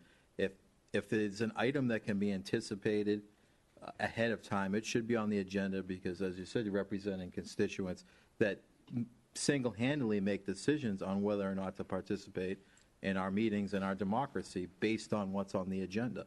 And by not having, if there's an agenda item that you anticipate discussion on that matter, it should be on the agenda. In fact, where I come from, I know I'm in a different environment up north, it definitively is illegal. You cannot discuss a matter that's not posted at least 48 hours in advance unless it's an emergency situation, because the public has a right to hear what you are going to discuss. By having a discussion of any real substance during new business does not provide that transparency from my perspective and recommendation as to where we are. But again, the new business items are really for for the items that aren't reasonably anticipated. Is really the intent. Well, It's Commissioner super Diaz, Sorry. really fast, and then Yeah, we'll go right to I was just going to state that it also just does all of us a disservice because nobody's prepared for the topic. including staff. Okay, Commissioner Diaz. That's all great, and that's not what the point of order that I brought up. Point of order I brought up is that under Charter Section 4.13, the commission must adopt its rules by rule, not by retroactive ordinance buried in legalese. We're hiding rules inside an ordinance. We're doing this for the sole purpose of creating a super rule. Let's be honest, this isn't a rollback. That's a cute argument, but it's not a rollback. It's a carefully engineered restriction meant to silence future dissent, not undo past overreaches. You're not restoring any kind of balance by hiding rules into an ordinance. You're rewriting the rules to centralize control. That is exactly what is going on here. I continue to object on legal grounds of the charter that this ordinance is invalid and we are out of order even hearing it. And the debate is not on the passage or not. The debate is that it should not actually even be on the agenda because we are hiding rules into an ordinance, and rules of the commission should be rules, and that violates the charter. And again, I strongly object to the reading of this ordinance. Okay, and you've been heard. Not seeing Is any there a other motion? lights, I'll make a motion to approve item 402 as presented. Motion is made by the deputy mayor. Is there a second? We have that public Oh, hearing. that's right. Okay, well, I'll tell you what, let me get a second, and we'll go right to public input. Thanks. I'll second. Second by Commissioner Baker. Now, before we take a vote, public input on this item, just not taking final action and not having to state. So there is another part to this because the legislature changed the, one moment, thanks. I appreciate your patience for a second. Since the legislature, as Commissioner Baker pointed out a couple of weeks ago, they changed it where elected officials no longer have to reveal. We can hide our home addresses because of some of the violence nationwide towards elected officials. We can hide our home addresses. And as a response, Commissioner Baker said, well, hey, then why do the residents have to get up and say what their home address is? So what the other half of this is that you simply have to state whether you're a resident or not a resident. And then there's the no final action on new business. Madam, thank you for your patience. I apologize. Gina Schaefer, the Winter Springs Village. On new business, the way I understood new business, because I was here when it wasn't new business and then it became new business, is if you had new business that was something that somebody, a constituent, put to you, that you could put it to the commission and see if you'd like to put it as a public, one of you put it on the agenda. That's the way I always understood it to be, that you would field the question out. For example, if, Mark would say, I have this, problem with a whatever, and, how do you all feel about this? Then you would decide, do you want to put that to the city manager and put it on the agenda? But you would have that discussion, not voting on it, but you're having a discussion about that. And that's the way I understood it to be. And it wasn't, taking a vote or whatever. And I understand about the publishing of everything like that. And I agree with that people do need to know. So, but that's the way I understood it to be, that we would field the question out amongst the commissioners because you aren't allowed to talk about it anywhere but there. Hello, Florida Sunshine Law, right? Okay, so that's why it became where if more than one commissioner thought it was a good idea, then you could back each other. Thank you for your time. Thank you, madam. Anyone else that would like to comment? We'll have one, and then Leah would like to speak, and then we'll go to Ms. Benton.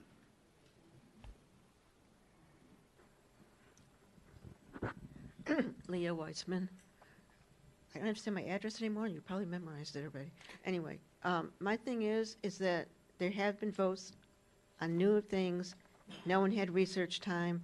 No one really had time to think about it. And no one had a chance to object to anything because you didn't put it on the, you couldn't comment beforehand, and it's already too late by the end. So I think this is not silencing anyone because you know what? No one really thinks much of it. Well, guess what? You still can put it on the next agenda. It's not stopping. It's just saying that not everyone wants to think it's a big deal or whatever. You still can do it.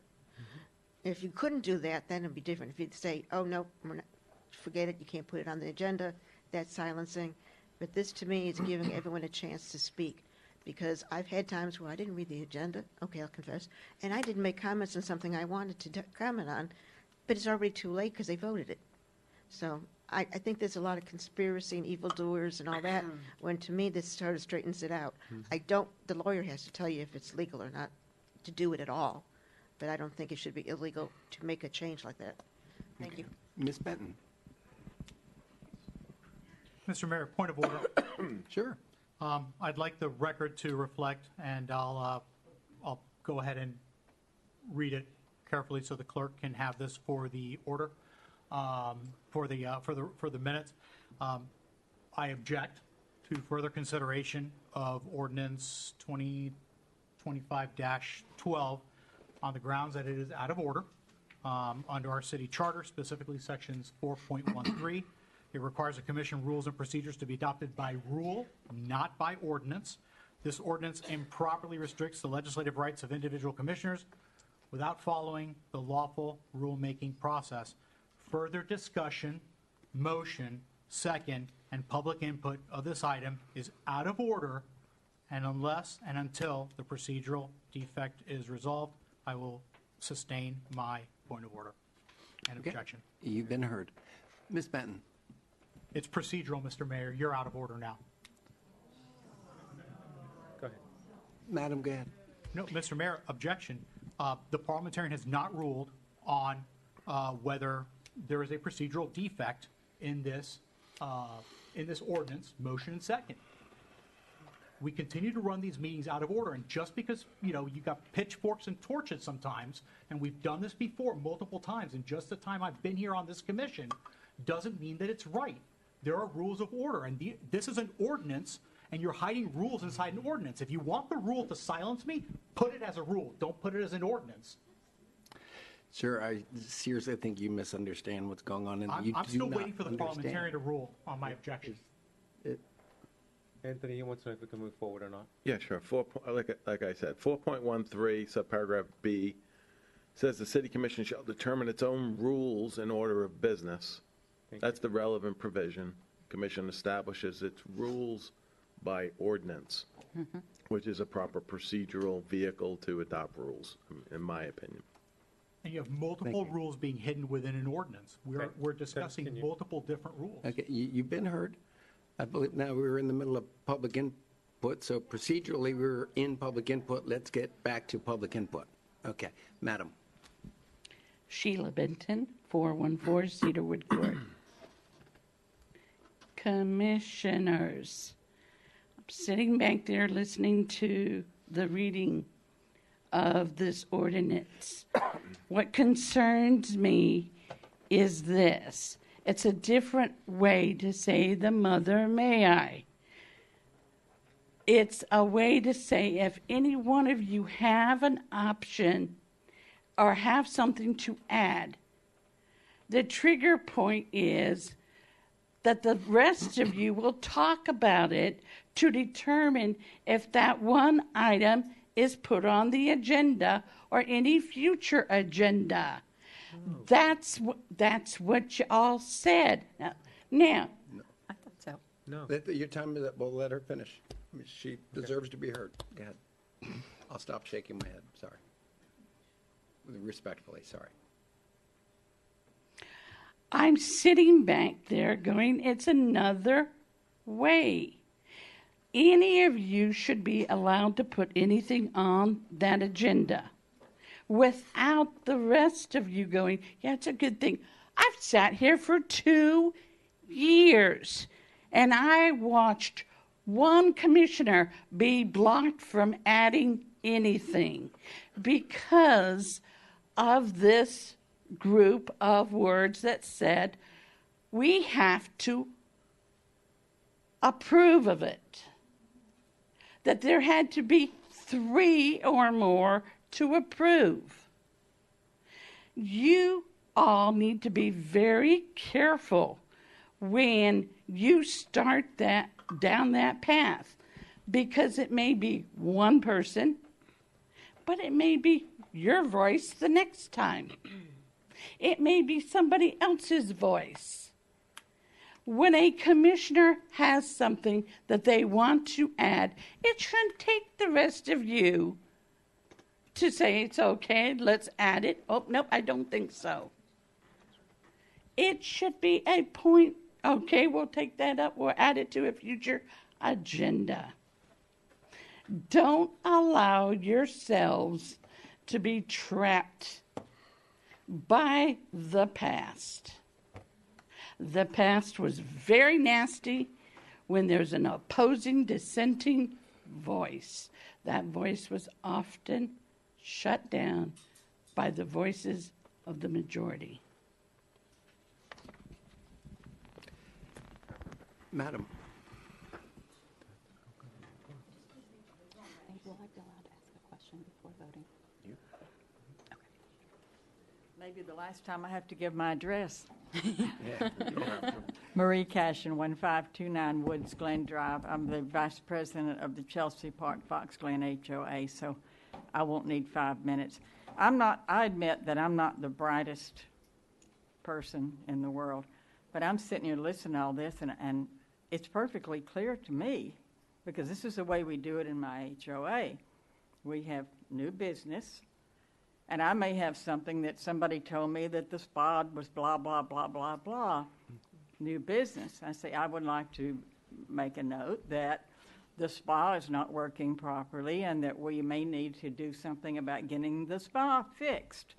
And Karen will say, oh, I'll take that job. I'll look into it. We'll put it on the agenda for the next meeting, and I will have data. So all this is saying, Mr. Diaz, is that you can bring it up under new business. Everybody here knows that you have a concern, or that I have a concern. You have time to go research it for yourself, put it on, and you go ahead and put it on the agenda for the next meeting. But we've all had 2 weeks to get the facts, come back, and make a meaningful, educated vote. Now, is that not what what you're trying to say? Because it's clear as a bell to me, and I'm like, I ain't one of y'all, so thank you.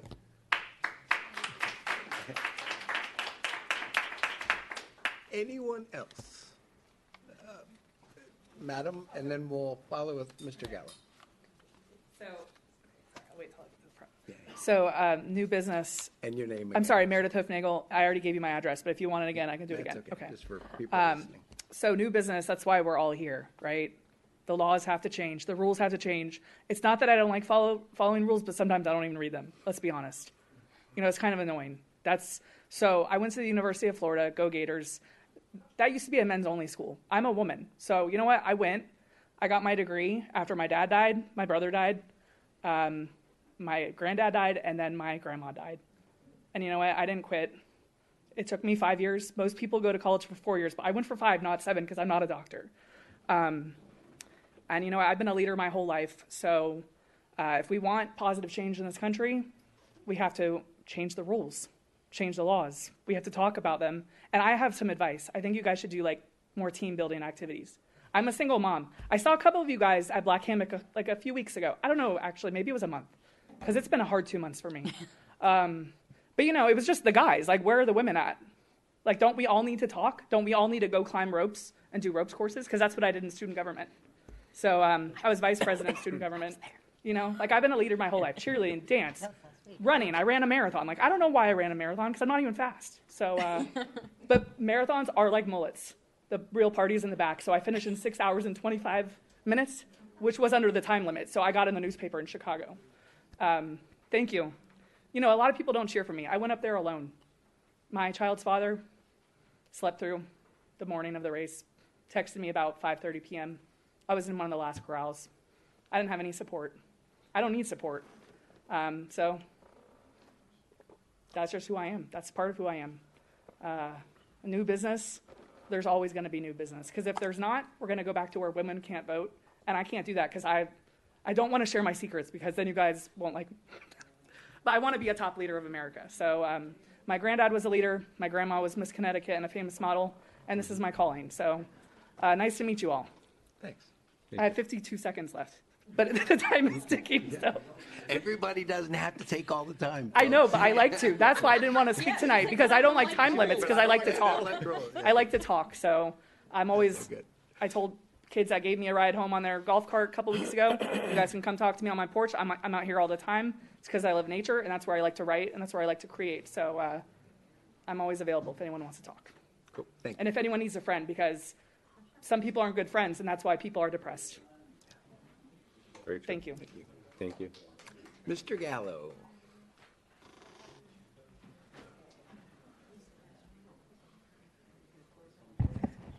Evening again, Art Gallo, 199 Nandina Terrace. Concerning item 402, I don't have a problem with it.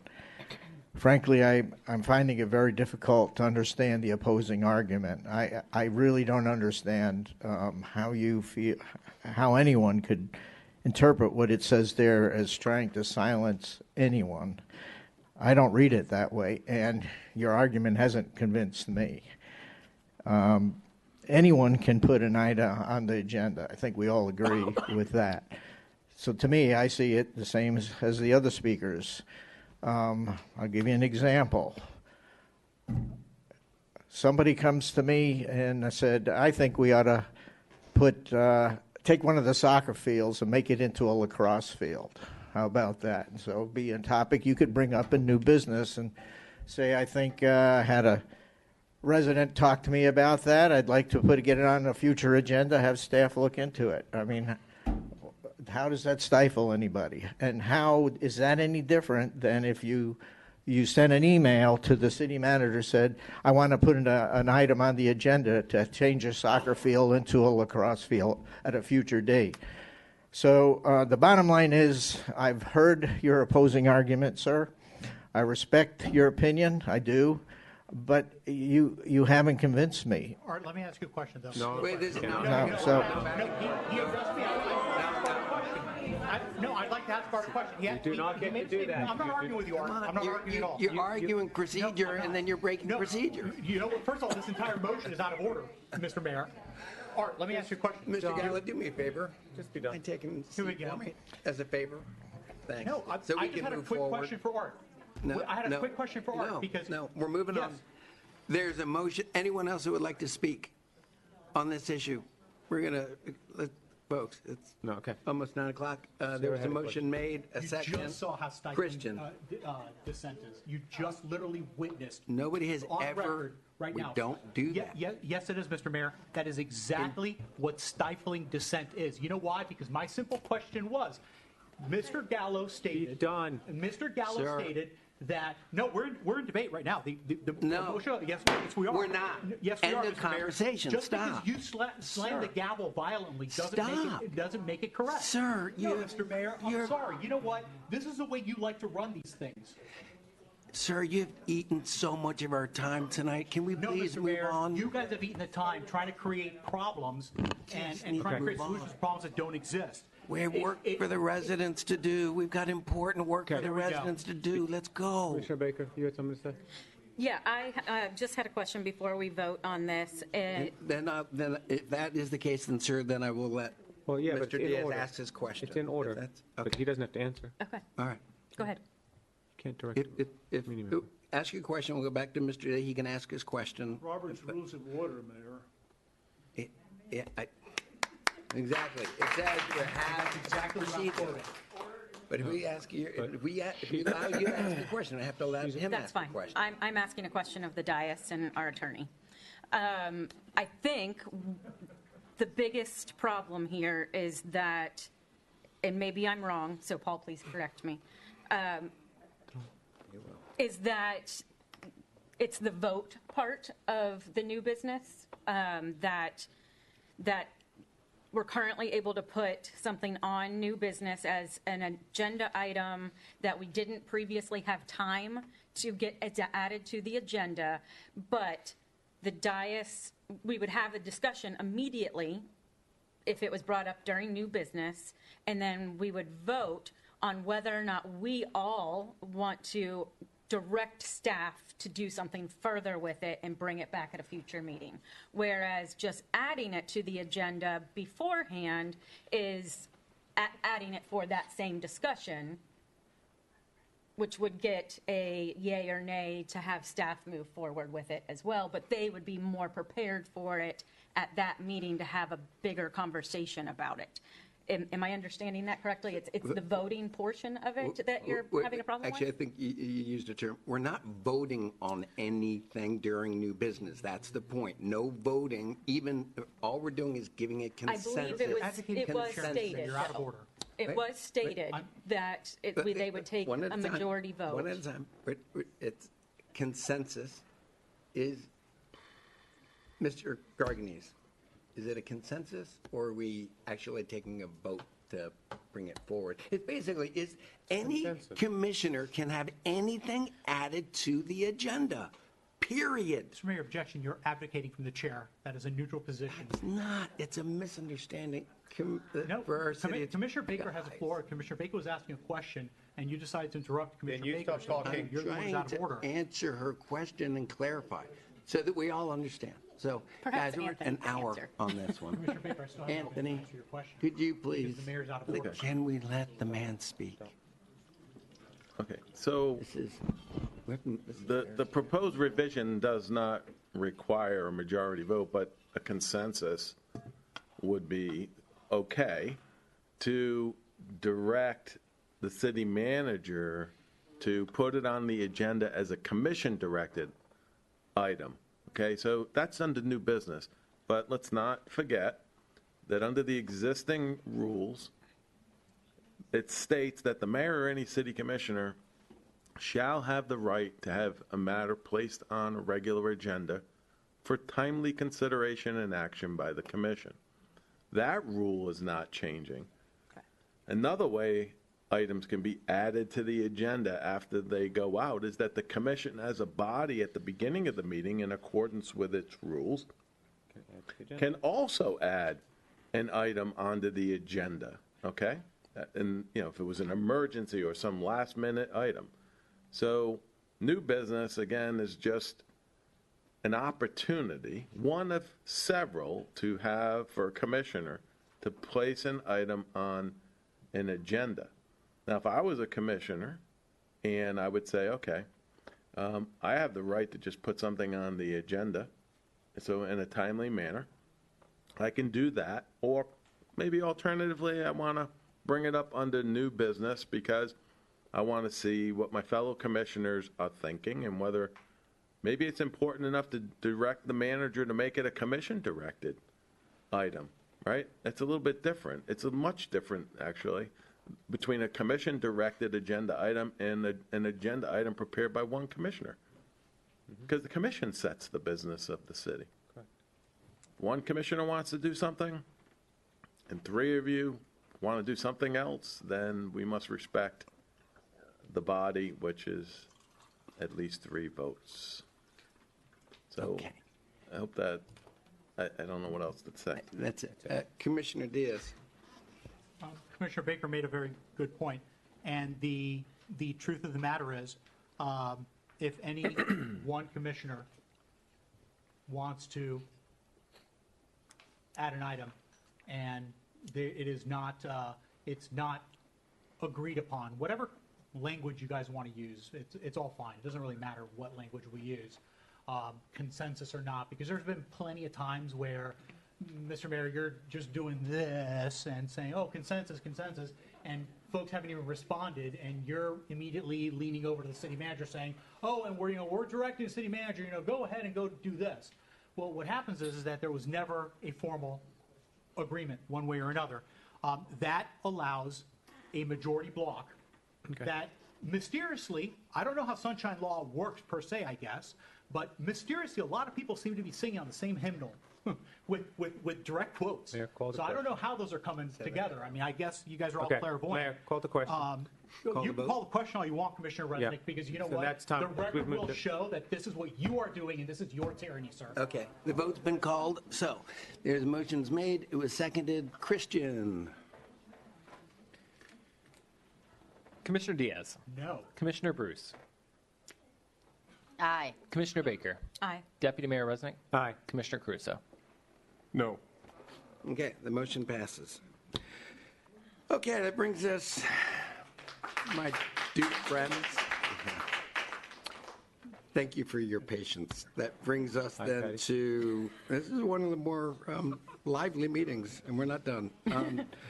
Item 403, first reading of ordinance 2025-13, granting Duke Energy LLC distribution electric service line easements on city-owned real property. And I guess I'd ask for a motion to read by title only. So moved. All in favor? Aye. Opposed? Yeah, okay. Excellent. Ordinance number 2025-13, an ordinance of the City Commission of the City of Winter Springs, Florida, pursuant to Section 4.14 of the City of Winter Springs Charter, authorizing the conveyance of a perpetual easement to Duke Energy Florida LLC along the western property line with a width of 7.5 feet on certain portion of real property owned by the City of Winter Springs, which is generally described as tax parcel number 28-20-30-5DR-00D0-0000 for purposes of constructing, operating, and maintaining overhead and/or underground electric transmission and distribution lines and related facilities for providing electric energy services, authorizing the mayor, city manager, and city attorney to finalize and execute any documents to complete the conveyance, including but not limited to the documents approved and set forth in this ordinance, providing for severability, the prior repeal of prior and consistent ordinances, non-codification, and an effective date. This is first reading of this ordinance. The city was approached by Duke Energy. They are currently doing a feeder hardening program, as I understand it. They approached the city and are asking for an easement across city property. In this particular case, this easement is not a service easement for the operation of the city facilities that the city needs power for. This is a perpetual easement and would allow pass-through electric lines to run across the western 7.5 feet. There's currently some existing power lines there, it's my understanding, and those power lines have been there for quite a number of years. Nobody knows how long. At least we don't, or I don't. And they're going to replace those with underground facilities as part of their hardening. So pursuant to charter, this type of easement would constitute a perpetual conveyance of land. So charter requires an ordinance be adopted. So taking overhead lines, putting them underground, building resiliency for hurricanes and other things. Discussion. Any discussion? Move to pass as read. Okay, motion is made by Commissioner Diaz. We're going to do a second. We'll do public input because it's a public hearing address. Is there a second? I'll second. Seconded by Commissioner Baker. Public input on providing Duke Energy, our partners, with the right to bury lines for resiliency to our power supply.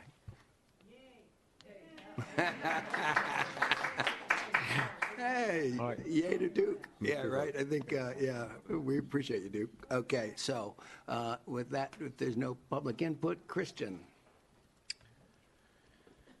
Commissioner Bruce. Aye.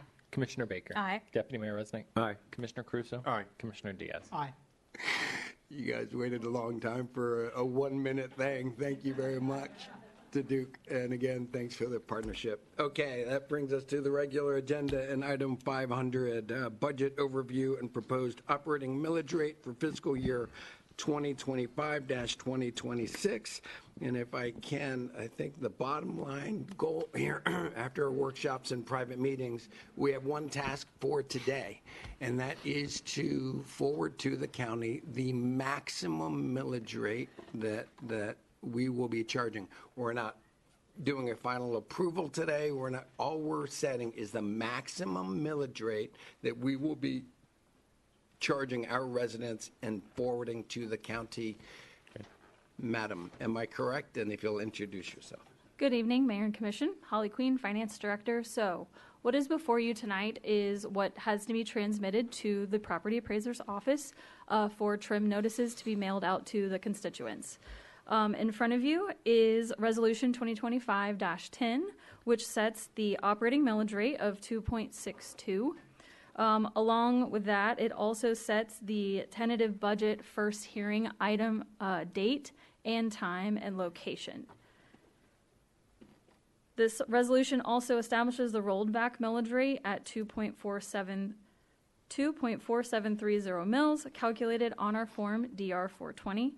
The rolled back millage rate is the rate at which produces the same amount of taxes as levied in the prior year when calculated against the current year's tax base exclusive of new construction. The proposed operating millage rate of 2.62 is 5.9% more than the calculated rolled back millage rate. This resolution sets the date, time, and place of the public hearing for September 8th, 2025 at 6:30 p.m. at 1126 East State Road 434 in Winter Springs, Florida, in these commission chambers. This meeting time cannot change once it has been reported as such on the DR 420. Thank you for that legal description, and thank you for the work you've done. Is there discussion? If there is no discussion, I'd ask for a motion. I'll make the motion. Holly, are you okay if we make the motion to approve item 500 as presented? Yes. I'll make that motion. Motion made by the Deputy Mayor. A second? I'll second. Seconded by Commissioner Baker. Christian? Commissioner Baker. Aye. Deputy Mayor Resnick. Aye. Commissioner Caruso. Aye. Commissioner Diaz. Yes. And Commissioner Bruce. Aye. And the motion passes. All right. And, okay, item 501, request to reconsider the June 23rd, 2025 commission decision related to tree mitigation fees. And this is me. All right. So if I can, I want to maybe state my intention here, is simply to discuss the topic in a little more detail than we had when it was presented last. This is not a personal, this has nothing to do, and I understand, I said something on social media, or I questioned meeting with developers and things, and it may have come across, and I regret the way that may have come across. Mayor, you basically put it out there to the community that you're challenging our ethics. That's exactly what you did. I am, no, what I'm challenging is. You exactly, I have your post Okay. right here, Mayor. Yeah. And that's exactly what you said. The problem with meeting with developers within a week of having a quasi-judicial, that's what I'm concerned about. And as newly elected officials, you should be concerned that that looks awful. And I am telling you, it looks awful. I'm not backing down from that. It smells awful. I'm encouraging you not to do it, but that's not really what I'm getting into. What I'm asking you to do is, Mr. Parliamentarian, let me just move on. This is not what I'm here. Objection. He's advocating for the chair. Jesus, what? Those are the rules, guys. Guys, let's move on to the subject at hand. The subject at hand is I would like to, what I'd like to do is go through a presentation, and because I believe I don't want to get into the meeting with I'm not interested in talking about commissioners and what meetings and things. That's not my point. My point is solely that the developer and their representatives came before this commission, presented a misrepresentation of fact. That is my sole argument, an omission of facts. And they omitted certain facts. They pulled out certain paragraphs, and I'd like to simply go through the facts, the historical, what actually happened over the years, how we ended up here, and point out exactly how this was misunderstood. And I'd also then ask that no developer in the future be able to come through without providing that data to the commission ahead of time, should not be able to come in, put up information that we had not seen before. I firmly believe that if the commission understood the facts of this case, the facts, not the misrepresentation, not the omission of facts, but the actual facts, that they would look otherwise, or that they would think otherwise. Look, you don't have to. Look, I will respect the vote. At this point, we take the, or don't have a vote, that same thing. I simply would like to make my case, lay it out, how it happened, the history, how we got here, and what the consequences are. Not my opinion. I'm telling you what the real consequences are of this action. And that's what I'd like to do, sir. May I ask you to pause for one moment, please? Yeah. Mr. Attorney, based on the way that everything went down, last meeting was a quasi-judicial meeting, can we actually go down this road a second time? I just want to make sure we're within the law. Well, I mean, the commission made a decision, right? Yes. On the application that was presented. So it was more than just the first modification of the development agreement, right? It was approval of this phase of the project, right? So, decision was made. The mayor's bringing up the issue regarding the previous first modification, which is a contract interpretation issue. Okay. So I understand that the mayor used the word reconsider, and we got an objection about how you use. That's beside the point. I mean, motions to reconsider at the same can reconsider items on the same meeting, but for the commission to take it up at this point, the commission would have to rescind part of its prior action, which was a contract interpretation question. I mean, that interpretation has now been made by three of you, and I don't, I provided whatever information I can gather really quickly, but I respect, the commission made that interpretation.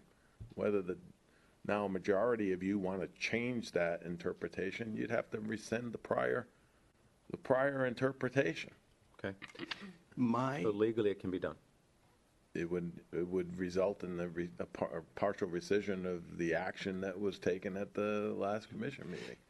For nothing more, I think it's important that the commission understand the corner we painted ourselves into. And I want to make sure that, look, even if it doesn't get turned over, that we all understand how we have to start looking at this moving forward. Because remember, there's another 10 acres on this same parcel that is going to be cleared, and the same conversations coming up on the next 10-acre lot. And they're going to get out of $250,000 in tree mitigation or arbor fees because we've already approved this. I'd like to simply run through the facts, and then I'll leave it and let you do with it what you will. I think it's really important that everyone understands how we got here. And frankly, I will point out what was confusing to the commission. I understand it was confusing. That was a very talented attorney, and she did her job. She represented her client, but omission of fact and misrepresentation of fact is what I'd like to explain, and why I believe I'd like the time to be able to explain why I think that, and simply show how I got here. Mayor, is this going to be new information? Yeah, I think it compared to what they brought the last meeting, yes, it is new information. So, Mayor, correct me if I'm wrong. How much time did we have before that vote to go over what we were sent? No, I had none because I didn't meet with the developer. Didn't okay. have any. I believe have none I of believe it was a Friday, correct? Am I wrong? No, Friday before? I never got it. I met Thursday. Thursday? And- Okay. If I can clarify, the reason the developer agreements were circulated on Friday is because I intervened. The staff would not provide developer agreements that were already signed. They did not want anything to do with it. When I met with Kevin Sweet and Brian Dunnigan the Friday right before I met with Paul Partika, I said, what is going on? And they said, I don't know. We don't even know what the developer's agreements entity is. So 10 minutes later, when I went over to Foxdale and talked with Paul Partika, I said, they don't even know what agreement to look for. And he goes, it's right here. So I gave the name. I'm the one that said, this is under First or whatever the entity name is. Yeah. Then they pulled it, and then everybody had it. If it weren't for me, these agreements wouldn't even come to light because staff would not provide these agreements. The whole thing is ambiguous. The whole thing smells on both sides. No, we should have postponed the vote, is what we should have. Yes, exactly. We never should have held that vote. That's my final conclusion. As I go, I've got things, and what are we going to do? I want to lay out what happened. Again, I want to lay out what happened, lay out the history, how we got here, and then make recommendations moving forward. And whether or not the commission moves forward on my recommendations, great. May I speak before you? Yeah. Okay, so there's just a handful of points that I would like to make out, and one of is you and Waska called out people who voted for it as meeting with them when we all met with them. I did not meet You with did them. not, but all of the voting commission met with them. So we all were able to uniquely form our own opinions. So I think that was incredibly poor decision-making to get involved in naming people who voted and met with them when multiple people voted different ways. I also think that our staff was incredibly poorly prepared for this, and we deserve to lose this vote. I think, and that is nothing against staff. It was that we were brought a problem on a Thursday and a Friday, and when we were able to get that to staff, they were unable to prepare the case, and we were not advised because a lawyer for the developer bullied us into making a decision by telling us that she had to have the vote that night. And instead of us pushing back and stating we don't have the information to make a vote, we allowed her to bully us. Period. Additionally, there's a timeline for the 45 acres. We were never given the timeline for the 45 acres. We were given one agreement that wasn't signed, and then an additional agreement that referenced that one agreement that was signed, that was written by staff, not by the attorney.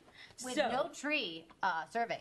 Yeah, so we also got, with the contract in question, we had an arbor survey done to show us that there was 8.5 acres of trees for $277,000 that they were stating they'd already paid.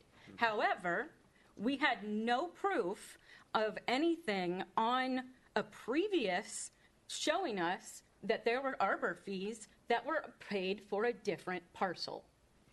They were telling us it was the entirety of the project. We learned that that was possibly a mistake. Maybe it was a typo that the capital was a P, because we learned that the intent of the document was the 2 modification agreements. The intent of the document was the 2 modification agreements. Let me say that again.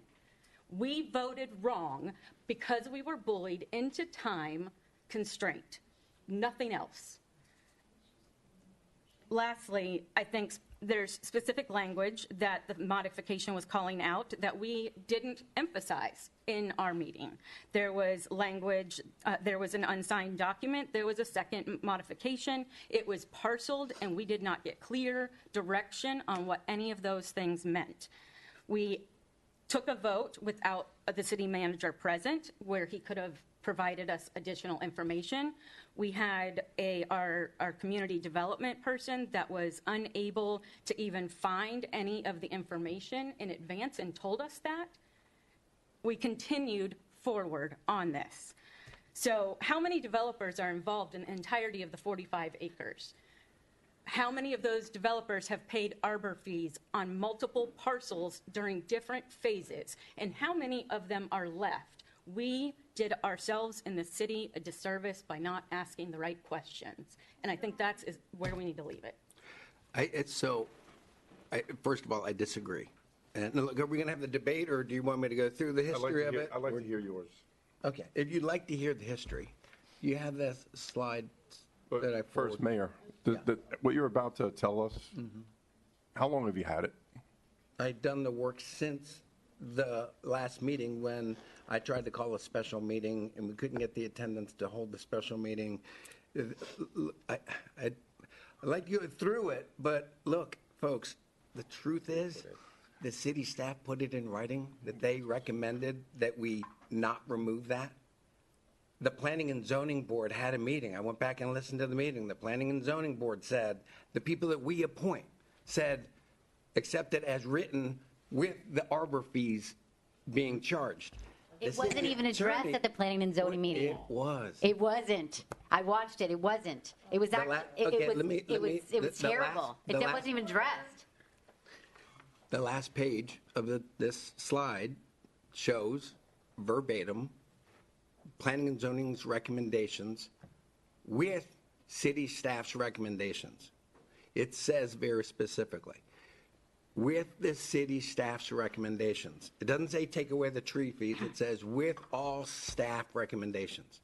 Then the city attorney brought forward emails saying exactly what the project was. Then there's the legal documents that say what the project is, not with a capital P or anything. The presentation that attorney put up, she omitted a paragraph. She cut and pasted stuff. She cherry picked, put stuff up for our entire community to see during our video meetings and things, did all of those things, put it up there and pulled out key paragraphs that clearly defined what the project was. That is awful. So she did her job. Easy. If you'd like, we can go through it. Shall we go through this? What you're saying is she did her job, we didn't do ours. Yeah. And if I may make my point, in this agreement, it talks about lift stations, roads, stormwater, engineering, landscape, hardscape that have all been encompassed in this one agreement. So we did everything except for Arbor. This agreement encompassed the entire project. And as far as saying why would they prepay, because they were going to move forward with the project, but then everything, they couldn't get commercial. Well, now things are hopping, things are popping, and so now the day is now. And so that's why that they did everything. They did the roads. Michael Blake and Tree Swallow Road were created by these developers. The stormwater pond was created. That's not true. We paid for those roads. We helped pay for those roads. Don't let her argument sway you. We helped pay for them. Okay, but they're in the agreement. It encompasses all this information for the entire project. Why would Arbor be different, but transportation and engineering is all final within this agreement? Would you like me to run through it or not? Okay.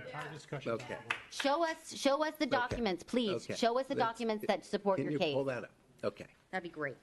All right. We should have had it weeks ago. I agree. I agree completely. If you had it, we should have had it.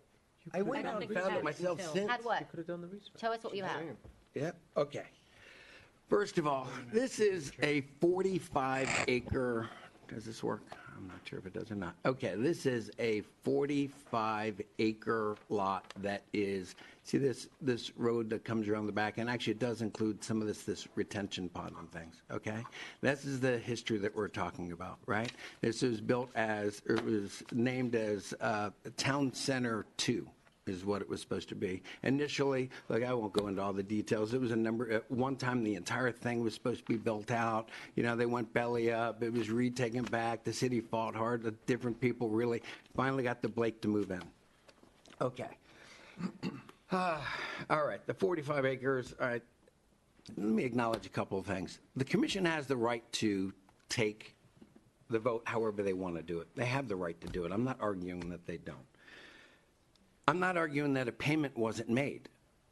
I'm arguing that the payment only included the Blake apartments, okay? It did not include this parcel over here. okay, which is what half of this is about to be developed. It's still, so it's roughly ballpark. We'll say it's 20 acres and 10 of it's now to be developed, and then the other 10 is not, okay? So, change, and go to the next page. Right, and sorry that that's sideways. That yellow line basically is the differentiate. What we're talking about putting in commercial here and townhouses here, okay? Oh, thanks, right? Okay.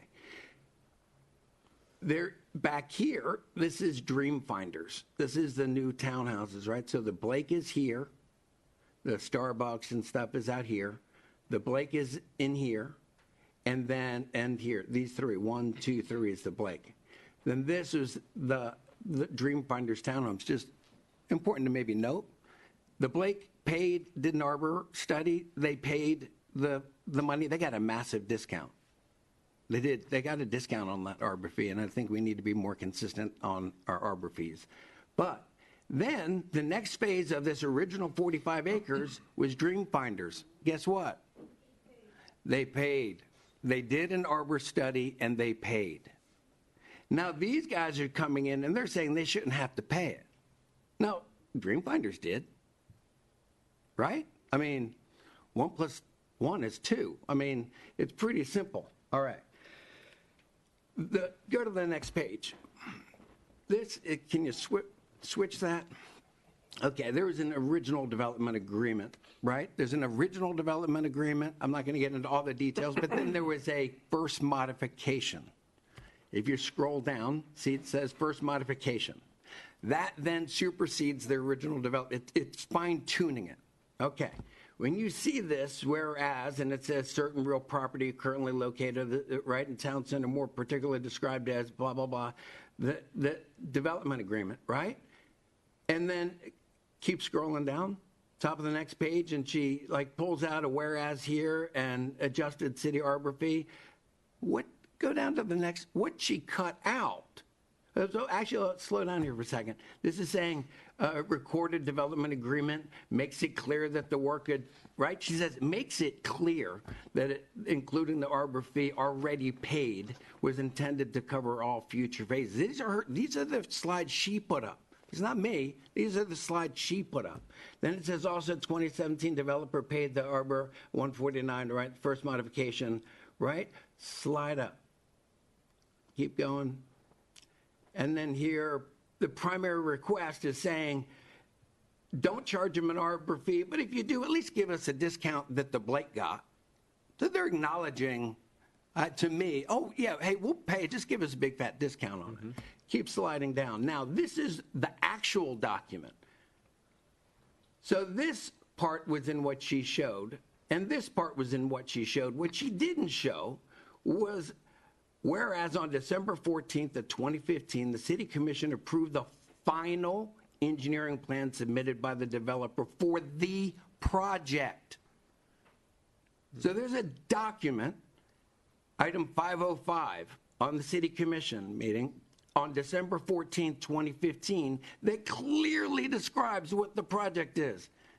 It's the Blake Apartments. It's 6.5 acres. It's super clear. Do we have right? that? Yes, we do. That's the first modification. So, right, the first modification of the development agreement was approved by the City Commission. The original first modification, a copy, slide down. Right, so this has a couple of whereas. Really, the most important thing in this is the recital. The foregoing recitals are true and correct and are hereby incorporated herein. And this is the final say, not the first development agreement, the first modification. This document is the one that stands. It shall be deemed material and part and condition of the final engineering plans. Okay? It's real clear. Keep scrolling. It's not the other stuff, and that shows the arbor fees. Again, should be deemed the most important part. It's right there, right? The project, again, it says the project. The project is defined on December 14th. It's defined in item 505. It all goes through there. That's what it is. It is not this new project. It's the Blake Apartments. Specifically, scroll down. This is that item 505. And forgive me, I know that's hard to read when I use that green. Let me read that sentence real quick. We can see it. Can you? Yeah. The most important part is down that the development agreement for a total of 279 multifamily units located on the east side of Tuscaloosa Road and west of Michael Blake Boulevard. They kept saying it was east and west. That was one of the big hangups that I think confused the commissioners. They kept arguing east and west, east and west, east and west. It says west, and this document is the final saying. This document is the final. This is what the commission voted on. Keep scrolling. Right there, it says, again, once again, what you'll see is a theme here. For the land west of Michael Blake Boulevard, and you can see it right there next to my little yellow, right? That it is west of the intersection of Michael Blake Boulevard. See it right there?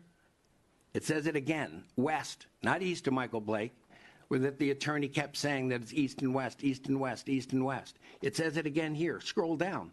Guess what? You see it again. West of Michael Blake. West, keep going. West of Michael Blake. It goes on and on and on and on, over and over and over in all the documents. The final documents, it says west of. Keep scrolling. This is the map of the development project in that. You can keep scrolling down. It's the whole thing, right? It maps out the development. The entire project, it goes through, actually that item 505, it shows what trees are going to be replaced, the tree credits, it goes through, all of that is there. They omitted a lot of data here. Now we scroll down. This is an email dated December 4th.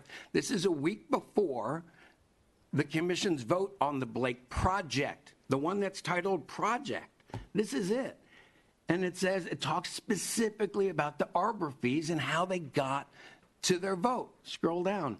See right here, 6.5 acres. 6.5 acres. Guess what, Michael Blake? Over and over between the city attorney and the community development director, keep scrolling. It just goes through how they got to the math and how they got all of it and the credits they got. Now, granted, they got a big fat discount after that. But that's what, these are emails, these are actual records, right? Well, let's scroll through and then we can back up. Keep going.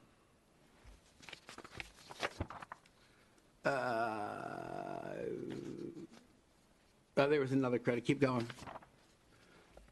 Keep going. Right, that just shows who there. That is the tree mitigation study for the Dreamfinders homes, again, built after the Blake. After the Blake. Right? So that just shows that their argument that by paying for the Blake, they covered all 45 acres, is not true. That's what that evidence is. Go on to the next page. This is important, folks. I'm not making this up. This is the staff recommendations, right? Saying with the 227, and I apologize, look, and I was guilty of it. I said 277.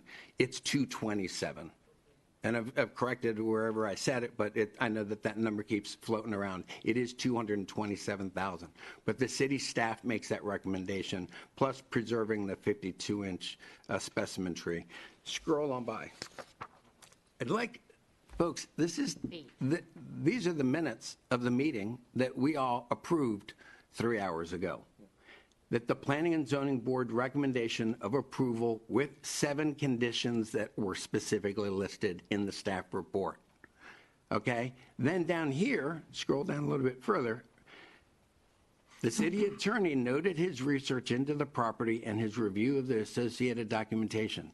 He reviewed the previous development agreements and further referenced 2 versions of the first modification and an email sent from the community development director at time of the mitigation estimate based solely on the acreage of the Blake apartments. Again, these are minutes. This is the conversation, and I know maybe it got confusing, but maybe we didn't hear what our community development director was clearly telling us and what I thought the city attorney was clearly telling us. The city attorney continued saying, finally, Attorney Garganese noted that the documentation he had referenced had all been provided to the applicant and cautioned that if the arbor fee was waived, this is what he's saying to the commission, for this commercial property, that there may be perceived entitlements for other nearby undeveloped properties.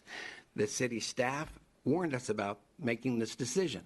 The city attorney warned us. These are the minutes that this commission has approved. It's all on recordings. That's the way it is. That's what happened. Look, I understand. Look, you know, I am deeply concerned, and I would encourage you. Look, I made my social media, but I was very upset. I continue to be very upset. There's some other issues here, right? So now we still have another 10 acres. We're now obligated to give that next developer free, we get to waive another $250,000, right? Let me run through a couple, kind of a summary. The commission, I agree, has the power to do whatever they want, including rescinding this. The developer, this is important, the developer, this is law, and Anthony, correct me if I'm wrong, the developer has the burden of proof to show that they paid, we know they paid something, but that they paid for all of it. The burden of proof is on them. That's the law. It's not on us to convince them that they didn't pay it. It's on them to prove to us. The burden of proof is on the applicant, not on us.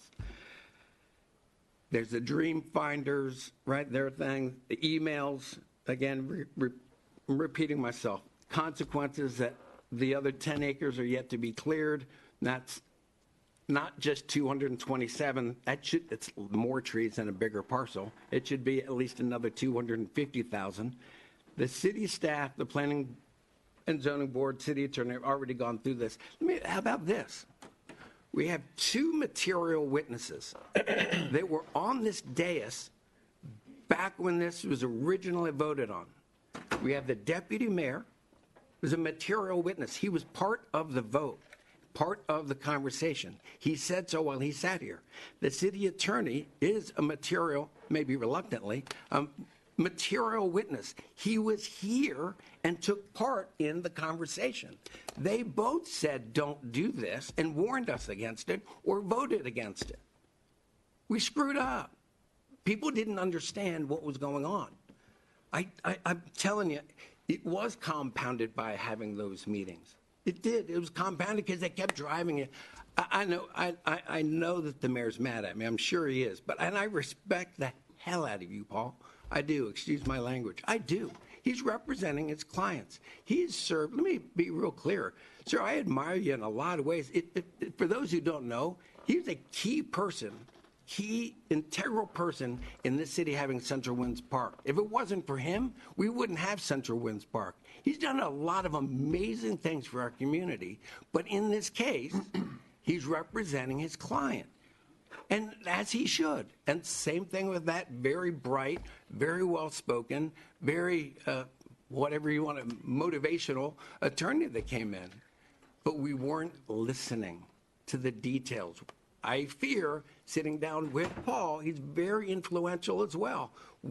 Some of us may have already formed our opinions and didn't catch the nuances and the details. I'm challenging you, and I know this is going to make you mad, but this is a real tough job. And that means doing a lot of homework and keeping a distance from involved parties when we have a judicial decision. It's a gavel like a judge. It's the same thing. You're making a decision. If you're a judge, you don't go to dinner with the murder suspect the night before you're making a ruling, right? Like, not a good analogy. You know, it's an awful analogy, but you know what I'm saying. But you know what I'm saying. If it's a speeding ticket, don't go to dinner with the guy that you're going to rule on a speeding ticket the next day. We're not supposed to do that. Now, look, I understand. Legally, you can do that. Legally, it is not illegal. Let me stress, nobody did anything illegal. Nobody did anything illegal, but it just Mayor, doesn't look good, that's the man. picture that you painted in the Facebook Exactly. post. Yes, I'm sorry. and I'm going to remind you of that. If you didn't see it and you want to read it, it's right. No, hey, if we do, I'm happy to read it into the record. All right. Look, folks, be aware we're going to be, look, there are threats that if we reverse this, that we're going to be caught up in litigation with this developer. Absolutely. Right? Please, let me make one last point. Bring it. Let's do discovery and depositions. I'd welcome it. Where are the tree surveys? Why don't we have tree surveys? Why don't we have tree surveys? That's a great question. If we have don't tree know. surveys, we could make this educated decision, but because we don't, we have to look at an agreement.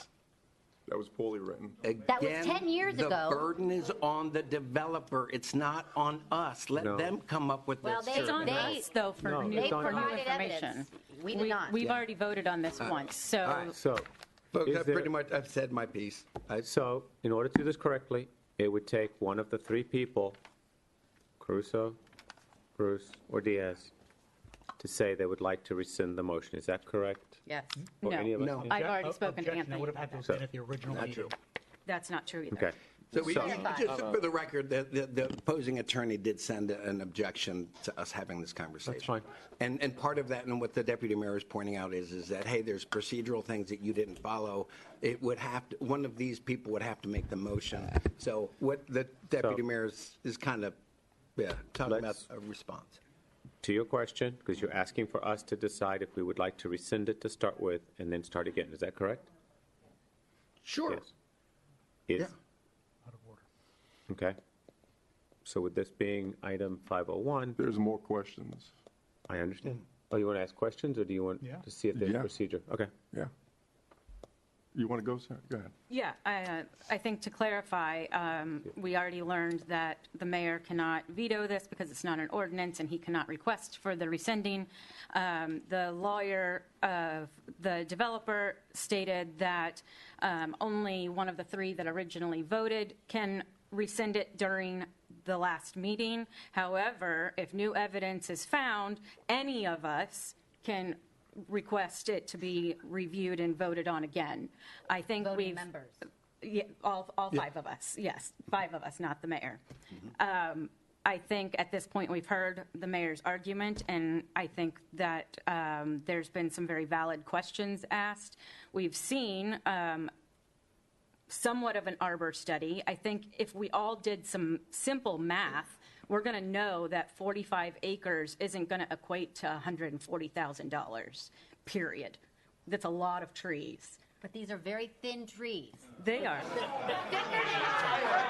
No, I'm serious. Easy, guys. This is part of Respect to tree the commissioner. mitigation. You Respect to the pay commissioner. for the bigger the tree. Correct. So if you've got little scrawny trees and shrubs everywhere, there's no Respect, accountability for folks. those. Please, It's the please, larger trees that please. you're paying for. Right. Okay. So, And there aren't that many. but we've also learned that Dreamfinders did pay an arbor fee. However, that's not shown to us. That's information that we have lacked. I personally had my meeting with Mr. Partika on Thursday before the meeting, and as soon as he emailed everything to me that I requested from him, I forwarded it to staff. I have additionally met with Anthony. I've additionally met with the city manager, and I've asked for additional questions, and some of those questions are, what is the first agreement? What is the 45-acre agreement? What is the arbor fees for each individual property? And we've had conversations about it, but I haven't seen all of it. I think that there is enough new information to say that we could vote over this again. I think we will need to do our diligence because we will probably face litigation, and we will also be forced to show what we've done. They're going to have a burden of proof. We're going to have a burden of proof. It's just the way it's going to work. If we can't figure it out for a commission meeting and to give it to our community members who are asking for it, what should I trust that we're going to figure it out for court is my question. Again, the facts are, it is an omission and misrepresentation of fact. Those are the two things we're hanging this on. It was I'm being polite here, misrepresentation of fact. That gives everything. And if that goes to discovery and deposition, we will be seeking Let the recourse. commission decide at this point, because you've got some people. Bring it. The commission has to decide whether to choose to bring it back again or not. So you've got some people there. Okay, the next one up was, I guess we're using this, we were kind of bouncing around.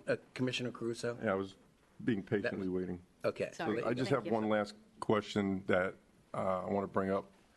Mr. Miller brought up something that was very important that I heard him say, and he alluded to the fact that someone in the past leadership, before us, I assume, had meetings with Mr. Partika about developments, and I'd like to get some clarification on who that might be, because for years, when I sat back there in those chairs, all I heard from everyone up here is that we never meet with developers. So I want to get a little clarity on that as to why that was said and who it might have been.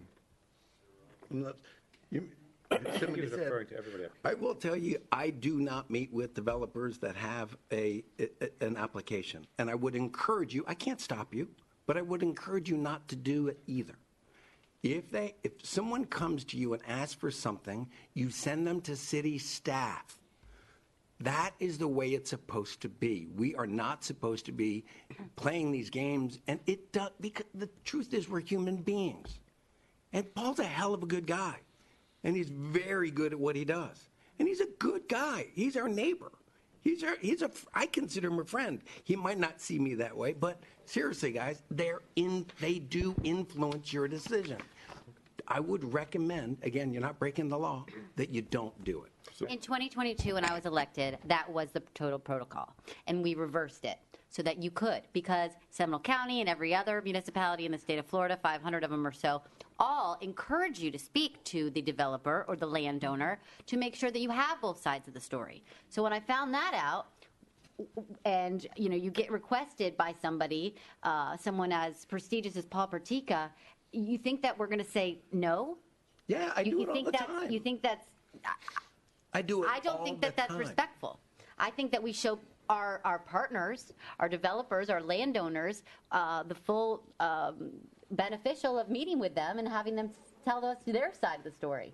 So, Mayor, you're saying you and the previous commission have never met with developers? Never? Look, I like Paul. I'd sit down and have a beer with Paul anytime. But But I'm not discussing going to talk to development him and having a about beer is two projects different that things. I don't talk to, as a rule. Look, I'm seriously, as a rule, I do not talk to developers that have an app. Once it's filed, I avoid them. When somebody comes to me about, like that happened this week, real nice gal. I even went to, hey, there's somebody really nice. Well, has some software they want to, can I point them to somebody? She says, just send them to send that email in, tell them to reach out. When customers call, when a resident calls the very first time about a complaint about utilities or something, my first question is always, have you spoken to city staff? Have you called customer service? There's a system in there. I think, of course, we're allowed to help. Right? Like, that's what we're supposed to do. We're supposed to help and make sure there aren't roadblocks and things. But I walk very carefully because we're human. It has an impact. It's I'm called not telling. ex parte communications, and we have to declare them, which we all did. And so we all did follow protocol. We're bitching that we're here because of me. It's 9:42 because of the mayor. You make your own decisions. What you're doing is not illegal. Would you like to? We're talking, but I would actually I think it would be fair to allow Mr. Partika to speak. Or is there an objection to that, or I shall just have we? two small Okay, a couple questions. points. We'll finish, and I would like. Hopefully, I'm to- done with my questions. Okay. Did staff, before we met with Mr. Partika, did staff know that there might be an objection to the tree mitigation fees? So staff chose to not be prepared for the meeting. And Well, I'll be honest with you. We had never not charged it. I don't know that they necessarily saw that coming. Remember when we just did the Ace Hardware and they were asking for the waiver on the $155,000 2 weeks before, and we said no. And I used the term third rail. Remember me? I kept saying the third rail. No, we don't take away. Are you kidding? We'll get voted. Like, people will get mad. Yeah, but I think this is a slightly different. I mean, they were more money, literally asking bigger. for a waiver. We had a valid reason to say no. We don't grant waivers for those things. They were stating that they had paid for it, and we did not come forward with the Arbor applications and showing that they did not pay for it. So everybody knows how I voted. I voted no on it wasn't waiving, but agreeing that they paid. I believed that the intent, which our lawyer stated, the intent was that was for a phase of the project. But my question is really, if we didn't know, I can understand not being prepared. But if we knew, we saw it on the agenda.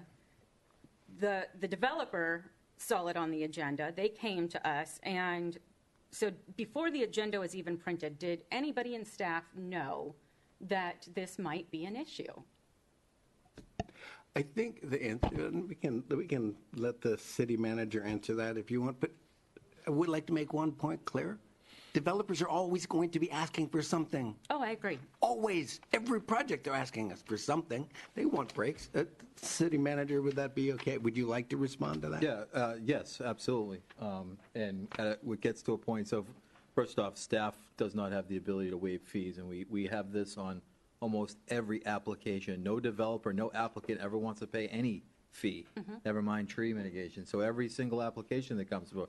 Now, what's been discussed in the city attorney in his office has had a number of conversations with the developer's attorney. And when you're at a point where you're at impasse, when staff recommendation is you owe the fee, you pay it. City attorney's recommendation is you owe the fee, you pay it.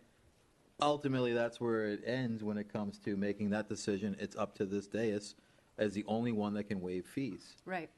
So, yes, absolutely, the staff was well aware, much like you mentioned Sutton Crossing. That went around, that project has been going around for 3 years. They didn't want to pay the fee when it was $27,000, didn't want to pay it when it was, so no amount of money was enough, and based on, so yes, staff absolutely knew that there would be objection to it, as did the applicant, which is why they reached out to you. I guess my point is that in my meeting, I asked the question, do we have proof that they paid this number? And it was answered that, no, we don't. And that was for the 139 or whatever it was. So we didn't even have proof internally of the first payment. Burden of proof is on the applicant, not on the city. But if we knew that that's what they were going to fight us over, I wouldn't have left the office. I would have been searching to prove my point and get the money that our city is owed. Okay. I think Commissioner Diaz was up next. Thank you for the patience. Oh, okay. Tara Lynn Rule, Director of Community Development.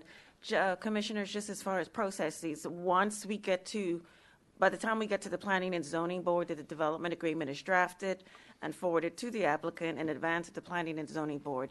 They are made aware that there wouldn't be any modifications by the time we get to the Planning and Zoning Board, but that they have the period from when the agenda is published or whenever the agreement is drafted, all the way to City Commission to communicate with the City Attorney's Office regarding proposed changes, objections, etc.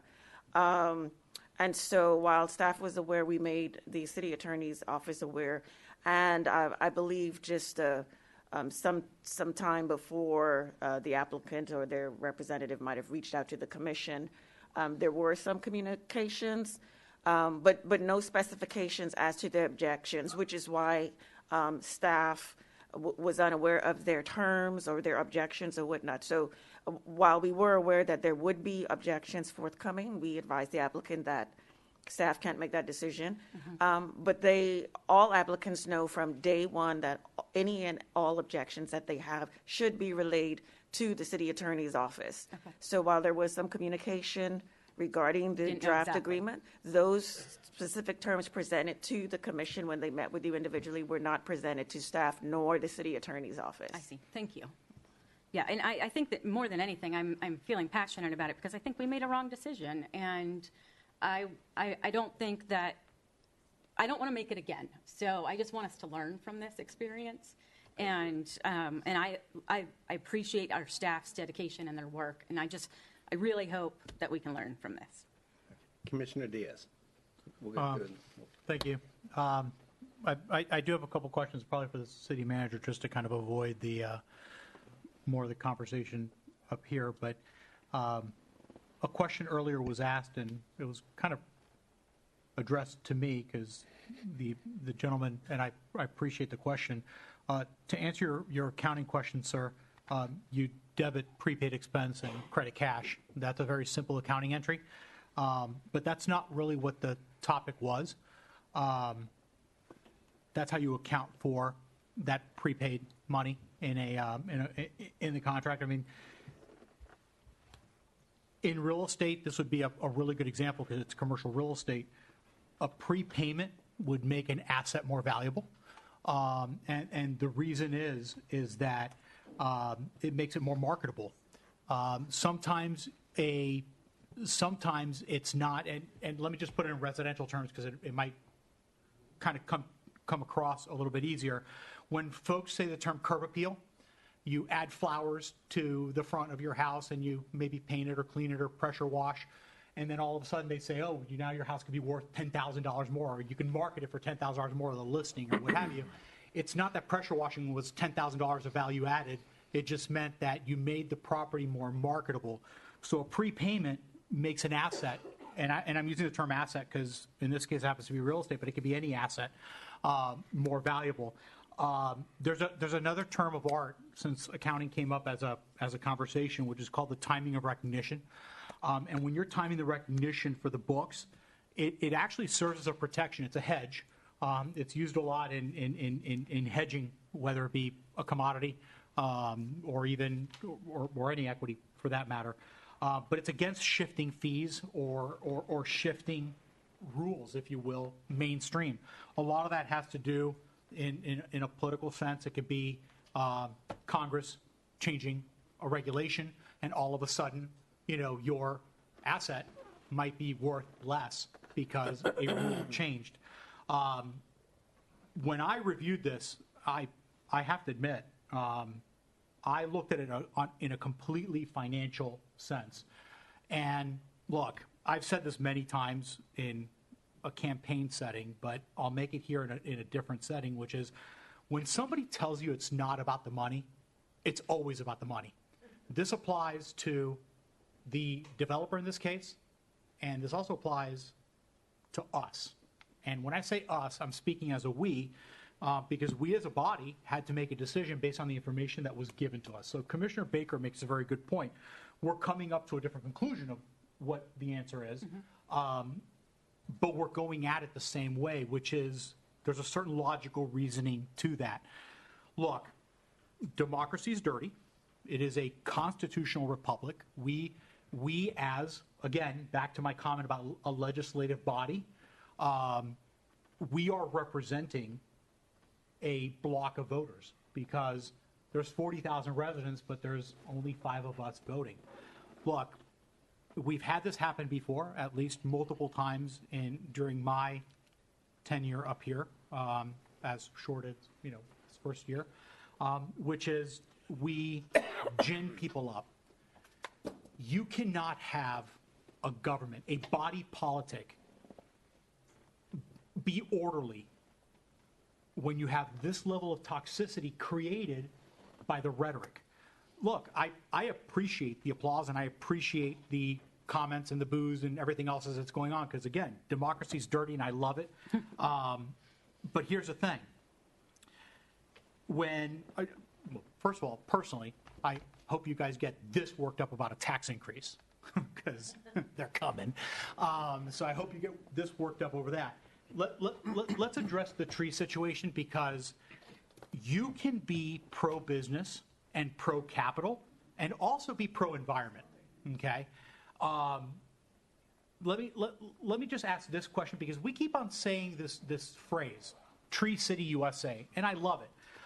There was a nice resident that got up and said that she was from New York, and she referred to her city as a concrete jungle. I think we'd all probably agree with New York City being a concrete jungle. Did you know that New York City is a Tree City, USA? Yeah, Central Park. Okay, so in other words, City of New York is a Tree City, USA. By the way you become Tree City, USA is you pay to an organization, okay, an organization that takes your money, your tax dollars, $2 per resident. So Winter Springs has roughly 40,000 residents. You pay $2 a pop.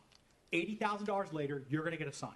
As long as you have some vague ordinance that says you kind of like trees, that's how you become a Tree City USA. So my suggestion would be, since we're rebranding and spending so much money on rebranding, why don't we go ahead, call ourselves whatever we want that sounds like Tree City USA, and save the $80,000, and we can fund then the $90,000 worth of marketing that we've got in the budget that we talked about today. So that's Tree City USA, which again, I appreciate the conversation, but you know, we're all entitled to our opinions. We're not entitled to different facts. And part of the reason, and Commissioner Baker was so eloquent on this that I really want to bring it up again. We were not given all of the information, but at the same time, we were given information. And I'm going to now shift to a different version of that, because I look at some of these items at a differently, and I apologize for my brain working differently. Here's what happens. There's a concept, and the concept that I've written about, you can see it publicly, it's called commission capture, which is where the staff gives the commission its opinion. Now, I want you to look at it this way, because our integrity was challenged because, we met with Mayor Partika. Here's the thing. Let's just assume that we came to the meeting with just the information the city gave us the week before, okay? And Commissioner Bruce made this point, okay? If we came to the meeting with just the information the city gave us, yeah, I mean, open and shut, this is what it is, they want this waiver or not. No other information, okay? By it being brought up to each commissioner's attention that there's more to the story. This is kind of like Paul Harvey, and now you know the rest of the story.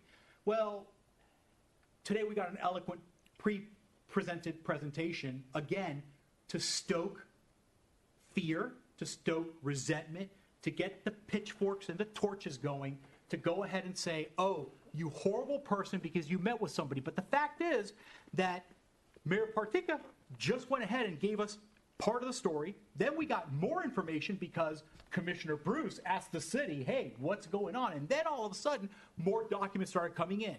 So mysteriously, unless some of us would have asked for information, we wouldn't have gotten it. So that goes right to the point of the commission capture, which is unelected staff making decisions and trying to get the commission to go a certain way versus an elected legislative body. And look, you know what, Mr. Mayor, you've called me an extremist many times, and God bless you. But you know what? A very famous quote from Barry Goldwater: extremism in the defense of liberty is no vice. And I will be an extremist defending private property rights. Now, having said that, we had a lot of conversation today about trees and trees going down. Does anybody here believe that development is not going up? That development is going up. So for the folks that are saying that because this development, they will flood, here we go, back to the fear from the argument we had about the tax increase for the water. That development's going up. Now, the city went ahead and said that they have done the proper stormwater situations to get the water to flow the way it's supposed to into the retention ponds that are already there, and then that flowing into Lake Jessup, okay? So whether that development goes in or not, if this were to flood, it's going to flood anyway because the development's not there, and we were hearing that in past tense there was flooding, okay? So I was and you know what? Mr. Donegan was present when I asked. My questions about this topic were all about stormwater because the financial side made perfect sense to me. The numbers one made perfect sense to me, and I knew exactly what the developer had done because hedging is one of the most common things anybody could do in any entity like this. However, we heard today about panthers, we heard about the gophers, we heard about frogs, we heard about every last possible animal. Do we not, are we saying that we're okay with those animals being gone as long as we stick it to somebody and get the $227,000? So if it's not about the money, it's about the money. all I've heard today was that we have to charge somebody for it. So, for example, the young lady that made the points about the environment, I agree with her 100% on the environmental points. However, is it the environment or is it the money? So congratulations. Forget the 227. It doesn't really matter what the number is. Let's charge the developer $500,000. Hey, heck, you know what? Let's charge them $1 million. We need another $1 million for our budget anyway, right? No problem. Charge the $1 million. But then what? Do we still get the development? So is it the trees? Is it the frogs? Is it what? What is it? Is it the money? So in other words, we just want to fund, we just want to go ahead and put money into a fund to give trees away that end up on Facebook Marketplace the next day because somebody got their free tree and then puts it on Facebook Marketplace and sells it for $50 to $60 because you can go to Lucas and buy them for $100. And by the way, I've seen them on my street. In fact, there was a gentleman who spoke who's from my street. I've seen these trees rotting on people's driveways because they can't even move them to get them then planted because of the large pots that they are.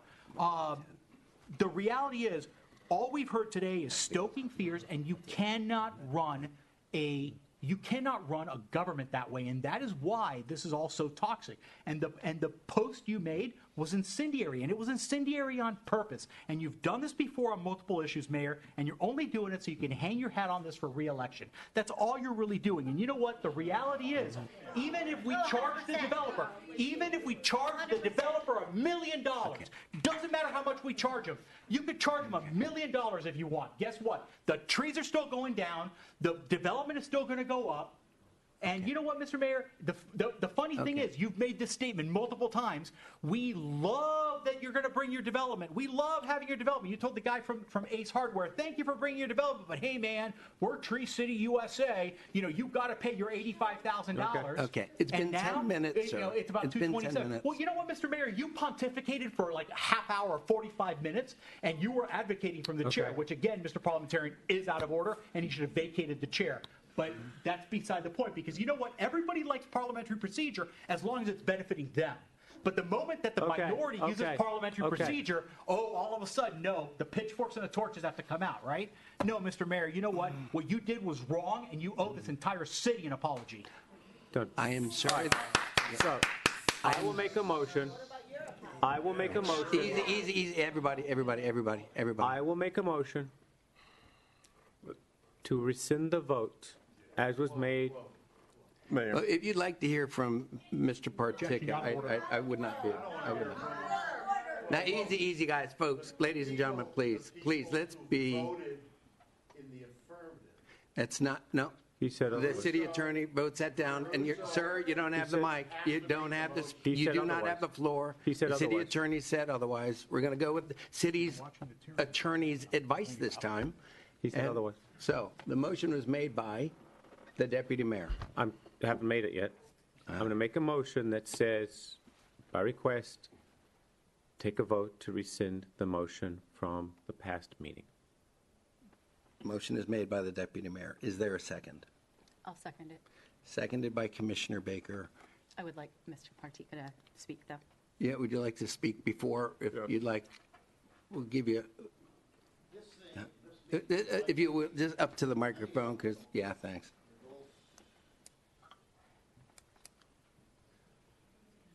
All right. Thank you. This meeting is so disorganized. At this point in time, it seems to me it's a free-for-all.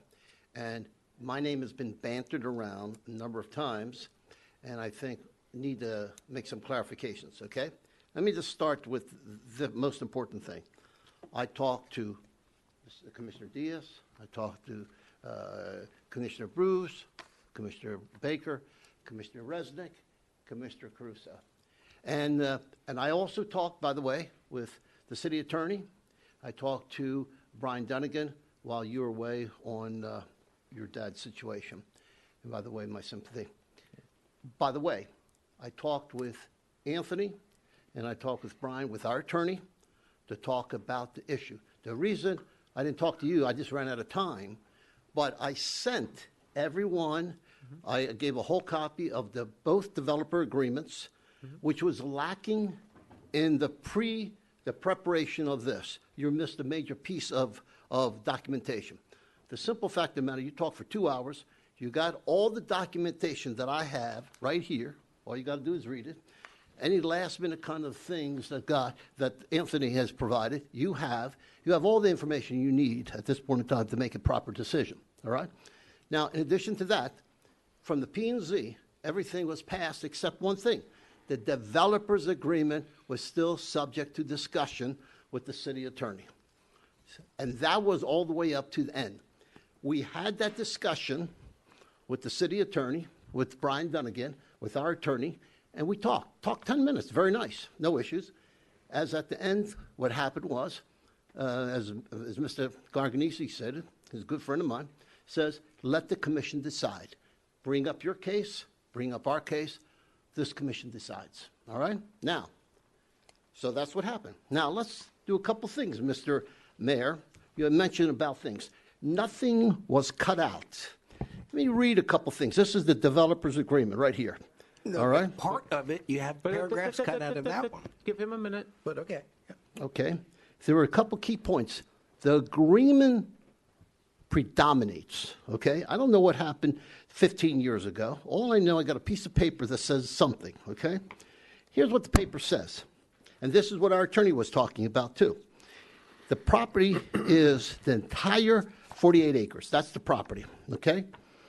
Number two, it says here very clearly that this is a phased development project on the property, which is both sides of the 48 acres, plus others. By the way, the reason we did not know about the developer's agreement is nobody looked at it because it was 8 years ago, 9 years ago. It got lost in the shuffle. We finally found it during our own internal investigation, and we found it like maybe a month before. All right? That's what happened. Okay? Now, that doesn't change anything. The deal's the deal. The Scripture property, there's documents go back 30 years, and we can't find documents on that. That talks to water and sewer and all the other capabilities here. So let me just finish here. The phased development project on the property, which is 48 acres, both sides, and it's generally located, and it goes on both sides of Michael Blake Boulevard. And then this is the initial phase of the project, which basically assumes there are more phases. And part of that initial phase not only was the Blake Apartments, but also the retention pond, the roads, the streets, all of that.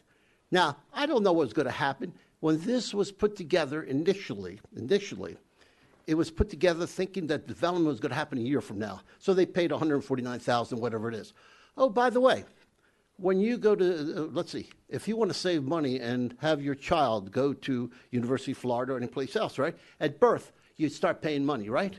Does that mean that they're going to use that for education? No, they don't. It happens, and we better, kind of wait for the best to happen. So this is what happened. We paid, and we thought we were going to develop right away. Guess what? It didn't happen for like 8 or 9 years, as Commissioner Bruce has said. So nobody's done anything. And from a present value, $149,000, about 9 years ago, today is worth about $310,000. Okay? So prepaying things is actually pretty good. Now, let me mention a couple things here that I think people have misstated. The commissioner said I had conflicts of interest. In those days, you're allowed to talk to developers, okay, as long as you say that you talked. And the conflict of interest means that there's some reasons that you may have some financial gain out of it, okay? Guess what? I'm a realtor. I had people that I represented from a real estate standpoint, including the piece down by the Greenway, which, by the way, I pushed for annexation. But I could not vote on it because I represented those properties. So what happened? We annexed the property. Why? Because it's good for the city. So those are the kind of things that happen. Now, in terms of pure conflict of interest, there's never been a conflict of interest that I did not state, or if there was a conflict of interest, I did not vote. Okay? That's number one. Now, let's about 2 more minutes. No, this is, look, listen to me. I got a lot of points here we have to talk. Talking about quasi judicial hearings. Let me tell you something. Here's the quotes. It says the mayor and city commission will neither knowingly initiate nor consider ex parte commissions not disclosed on the record. It also says that if you should have that, the mayor or any city commission must publicly disclose such communications before or during the meeting. We've done this. There's nothing wrong with what we have in the charter. It allows us to talk to people. All you have to do is disclose, and we disclosed it. So there's nothing wrong here. The second part, like I said, I talked to all the commissioners, and the reason for that is they did not have a copy of the developers agreement, which I provided for that. And eventually, the city manager made copies to everybody. And that's two documents. You should have read it. And if you didn't read it, that's your mistake. All right?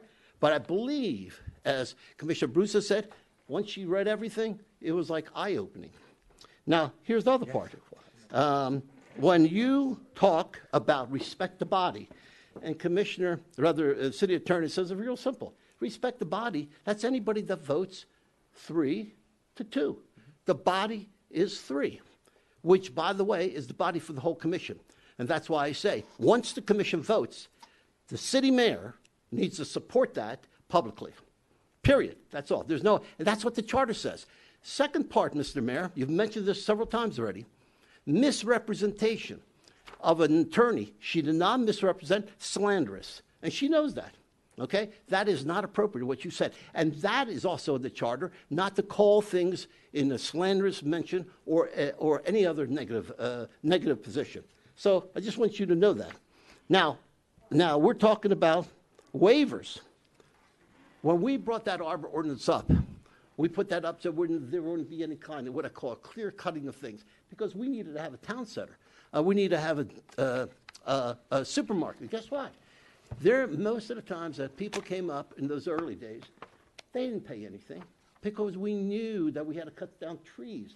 So when they came up with a hardship clause, which, by the way, still is in the charter that you're allowed to do, that if there was a hardship for both the seller or the applicant, you waive it because it's the right thing to do for the city. Long term, you put a building in, $50 million project, that's there for 50 years, 60 years. You're going to get tax money out of that. And so you're worried about a couple $100,000 or $50,000 or $100,000, whatever it may be. That's what was done in the past. So anybody says waivers weren't done in the past is ridiculous. Not only that, there are reductions in everything. I mean, you see it all the time. But we're not arguing that point. The point of this is only one thing. We made the position based on the agreement that we prepaid. Yeah, we had a backup option. We're ready to pay, all right? But that's not the point. The point is it's been already prepaid based on the agreement that was given to us. Now let me talk about Tree City. I'm going to say 2 more minutes, All right. though. Come 2 on. more Let me minutes. talk and we about got- Tree City. All right? Tree City is one more thing. It talks about having a nice thing, by the way, I was there when we did that. That was when I was commissioner 36 years ago, all right? Now get this. The only thing they require is that $2 per person. They don't talk about mitigation. They don't talk about getting a fee that's onerous to the public. They're talking only about getting something started, and that's minimal. So anything above $80,000 is wasting money in terms of getting it from other people. And you're still a tree city, all right? And 48% of the country is tree cities, by the way, including New York, California, Chicago, and all those kind of things, all right? So we've done that. But I just want you to understand, there are a lot of misstatements here. But one thing that's not is this is a document that's been there, that if you read it properly, which according to what the commission has done, they read it properly, and they voted on this. So my comment would be one thing. The vote should hold up. It is what it is, and you take it from there. Thank you. Okay. Can I ask him a question? Yes. Mr. Partica, is this property already built? It was referenced in... What is that? Oh, the Blake, is that the Blake? It is the Blake. Yeah. And on the reverse side of this is the tree mitigation. Yeah. It is the arbor fees that are referenced in the first Right. modification.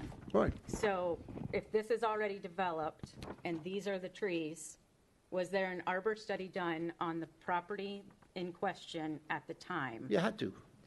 Where is it? I have no idea.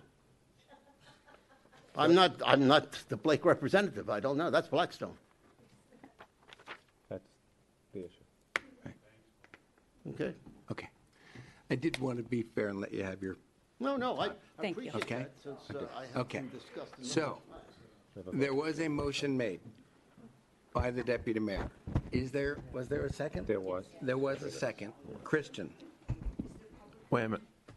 No, no, 500. Well, What? Please, Anthony? time out. So were you calling for a vote? Well, he made a motion, and she seconded it. Let me throw out a suggestion.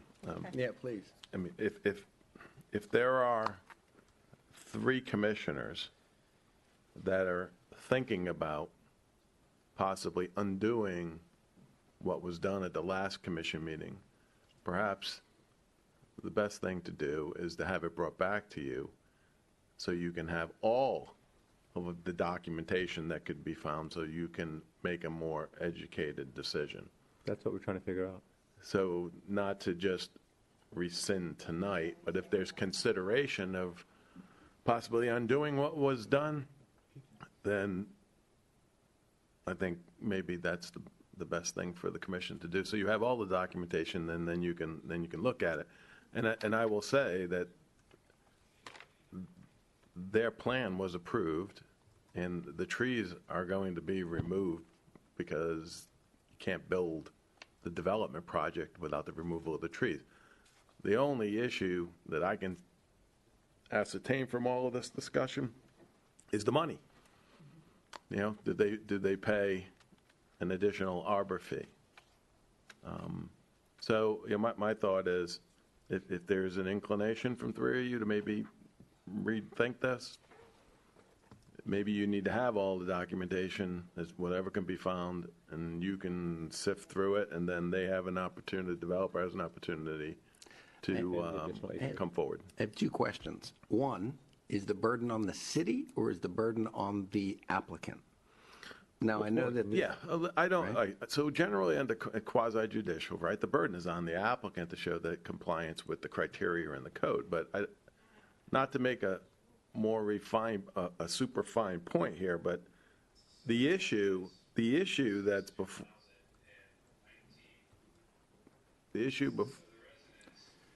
Abe, I think that's you. No? Oh, sorry. Okay, sorry.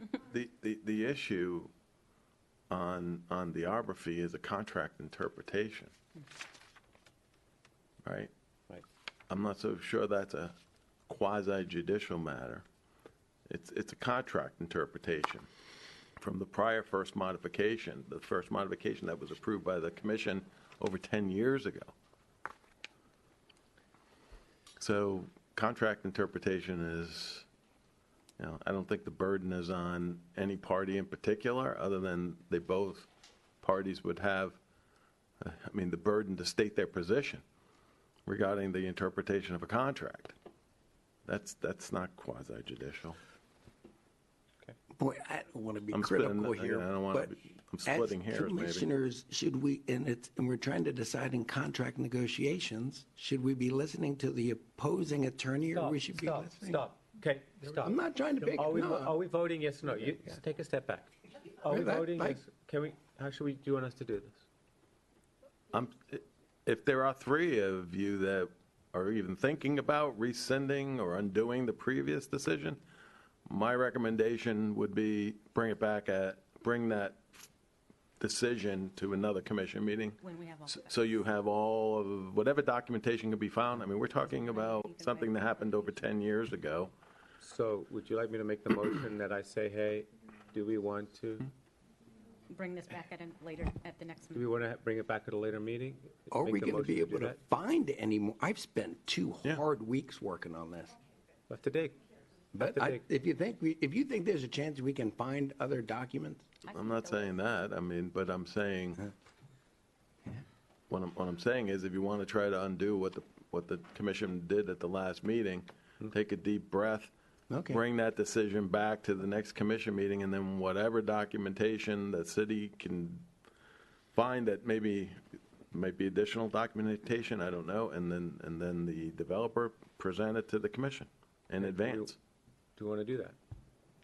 Do you want to do something like that? Can I say something? I think this whole situation is tainted. It's terrible. You ready to go to court? Let's do it. Right. Okay, but You want to go to court? Let's do it. And the converse is if the commission, if there are three of you inclined to just stand on the prior decision, then the matter's over. correct. We respect the decision of the commission as a governing body. So- That's three or more. Okay. Do we have three people that would like us to move forward with doing the research and bringing together another agenda item to make a decision? So would you put that in a motion? And then we'll- But you don't want it as a motion. No, as a motion, I don't think The the consensus. previous motion to rescind what was done at the last meeting, I'm suggesting that maybe that's a little premature until you have a full body of documentation in advance that you can review and then make your own And then we can judgment. So Christian, I'll We can amend my then decide. motion to, I don't think we need a motion. that's what, he just, Need direction. just, We just okay. need direction. Can Yeah, we, we want more information. we want more information. We need three people to say yes. Two. So it's two. Do we have a third person? Yes. Okay, that's it. So we have Okay, three. so Then can we have if that's three of you, then a motion to Bring back. bring back the item. Okay. I'll make a motion to bring back the item for further discussion. Or I'll second. possible And possible rescission rescission or not. and possible rescinding of the, Okay, so a motion is made by the deputy mayor, seconded by Commissioner Baker. Christian?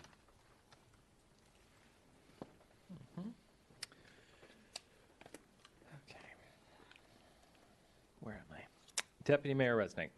Aye. Commissioner Caruso. Aye. Commissioner Diaz. No. Commissioner Bruce. No. Commissioner Baker. Aye. So you, Okay. Mayor. All right, then it will be brought back. And, can I make a request? yeah, Any research or anything anybody finds, can we send it off to the city manager and he send it up to us? Yeah. Say include like this or anything anybody finds? yeah.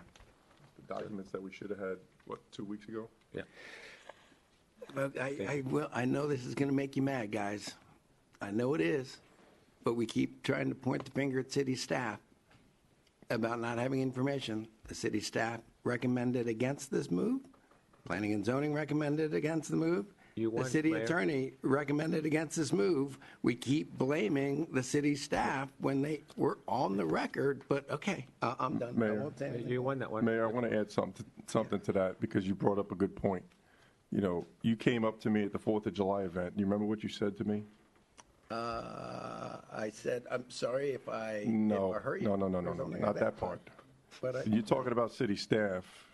Your words to me were that Anthony dropped the ball on this. That's what your words were to me. Yes. I do not So- remember that at all. To me, At all. that's part of city staff. Is that something that was coming back up before the commission?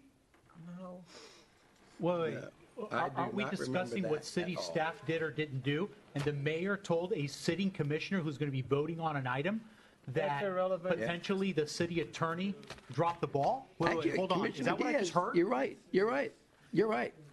I would actually agree with you, but I didn't say that. What I said was, I apologize because I felt like I made a social media post. That I remember. I honestly don't, I believe in what the city manager right Sounds now, like I keep Sparta to saying, me. what he recommended was correct. Mr. Ex What- parte. What he recommended was correct. Okay. The goose good for the So gander. So- let's move on. 502. Why am I running this Okay. meeting? Yeah, right. So that motion, we are all in consensus, or at least we're not agreeing, but we're bringing this back. Yes. Okay, we're moving on. 502. Item 502, resolution preserving the city's status as a municipal corporation. I believe Commissioner Caruso, was that you? Yes. Yes. Move to adjourn. I'd second that. Call the question. No, we don't do public input on regular agenda items. We'll have another public input, though. There's a motion on the floor, Mr. Mayor. Let's finish this one. Okay. During the meeting. We got two more items and reports, I guess. So, Anthony, if a member moves to adjourn and there's a second, do we? There's a motion on the floor. It's procedural. So seconded. the statutory provision regarding public input would not apply to a procedural maneuver. No. So there is a motion on the floor. You got a motion and a second to adjourn, so, Yeah. I mean, that's a main motion on the table. Supermajority or just No, majority? majority. Okay, so the motion to adjourn without completing the meeting is made by Commissioner Diaz and seconded by Commissioner Bruce. Christian? Commissioner Caruso. No. Commissioner Diaz. Yes. Commissioner Bruce. Yes. Commissioner Baker. No. Deputy Mayor. No. Let's finish this. We Okay, started. let's finish what we're doing. It's 10:30. What's Okay, another hour? item 502, again, the Commissioner. Am I reading this or is Anthony? You don't have to read You it. don't have to read it, Just we can give us- just it's not the- discuss it, and maybe you can tell what you were thinking about. So I asked for a resolution to be drawn up, pretty much saying that us as a city, we choose not to be unincorporated, and I look for the support of the entire commission on the resolution. Okay. Any input on this? Okay, I would wanna say, vote? I would like to make one, I have a request. So I think with that, there's been a lot of noise, kind of social media and stuff, and different people saying that the city should unincorporate. And so if I'm mistaken, and correct me if I'm wrong, Commissioner Caruso would like a vote of confidence by the commissioners that they do not want to see the city broken up, that they want to see us. This rumor's been going around for a long time, and some people are calling for it. And you would just like the commissioners to vote on this, correct? I have one request. I would like to see added to this language that we also, not only do we stand for the city of Winter Springs and we want to vote to preserve the city of Winter Springs, but I'd also like to add our police department. Let's do it separately. If you want to do that separately, this is for the city. If you guys, I'm throwing out my idea, that's your opinion. If the commission isn't interested, that's okay. There's a lot of talk about breaking up the police department too, and going with the sheriff. That would have been my second resolution. but Okay. At another time. but- Okay, all right. Further discussion? We have to wait for one of the commissioners to come back. Or did he leave? Restroom. I need to wait for him to come back, since he's in the building. If, what is the procedure? We just wait for him? Yeah, he's still within the chambers. Yeah. So I don't think in the technically- restroom has a speaker. Technically, well, but technically, he needs to come, when he comes back, then you can call for the vote, if he comes back. If he's, I don't know. Who made the motion? And did it Oh, get second? was there an actual motion? So. You want to make a motion? Well, yeah. Yeah. How's that? I'd like to make a motion to approve the 502 Resolution 2025-11, preserving the city's status as a municipal corporation. I'll second the motion. Okay, motion is made by Commissioner Caruso, seconded by the Deputy Mayor. Christian? Commissioner Diaz. No. Commissioner Bruce. Yes. Commissioner Baker. Yes. Deputy Mayor. Resnick. Aye. And Commissioner Caruso. Yes. Okay, item 503, designation of voting delegate to the 2025 Florida League of Cities Annual Conference. So that should be an easy motion to put you as the designee. Typically, the mayor is the designee. Always has been. Frankly, it's a procedural thing. It's not, you're one of 300 people and you but yeah. I'll make Okay. a motion to approve item 503 unless there's discussion. Is there any discussion? I just need you to, I don't think the recommendation names the mayor, so Okay. you just Oh. name it. Yeah. I'll make a motion to approve item 503, naming the mayor as the Florida League of Cities designee. I'll second that. Okay, motion is made by the Deputy Mayor and seconded by Commissioner Baker. Christian? Commissioner Bruce. Aye. Commissioner Baker. Aye. Deputy Mayor Resnick. Aye. Commissioner Caruso. Aye. Commissioner Diaz. No. Okay, and new business. I have one.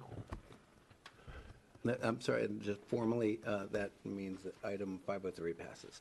All right, new business. So Deputy I one of the things that I've tried for a while, and I'm going to try it again, is easements along the waterways.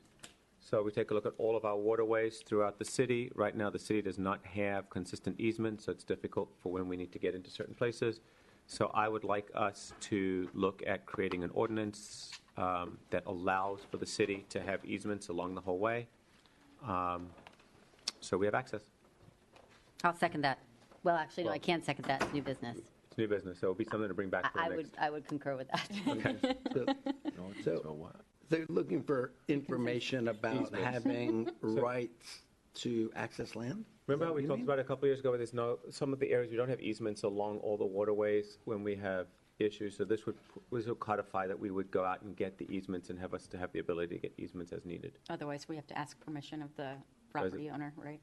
Well, I'm not sure that's necessary to have an ordinance, and I guess it would be a direction to try to Yeah, acquire. if I could just jump in, because Yeah, we've go ahead. had I'm not- a lot of this conversation with the work that Kimley Horn and Pegasus and that whole project is going. In fact, Cleet Sonia and I met with them the end of last week regarding this exact issue, and I think it, although I think it absolutely will be something we want to look at where it makes sense, but what's going to come out of that study is further, they're doing an extensive review and evaluation of the plats and the deeds to determine ownership and access of the waterways, but also looking at areas where easements are going to be necessary for creek maintenance.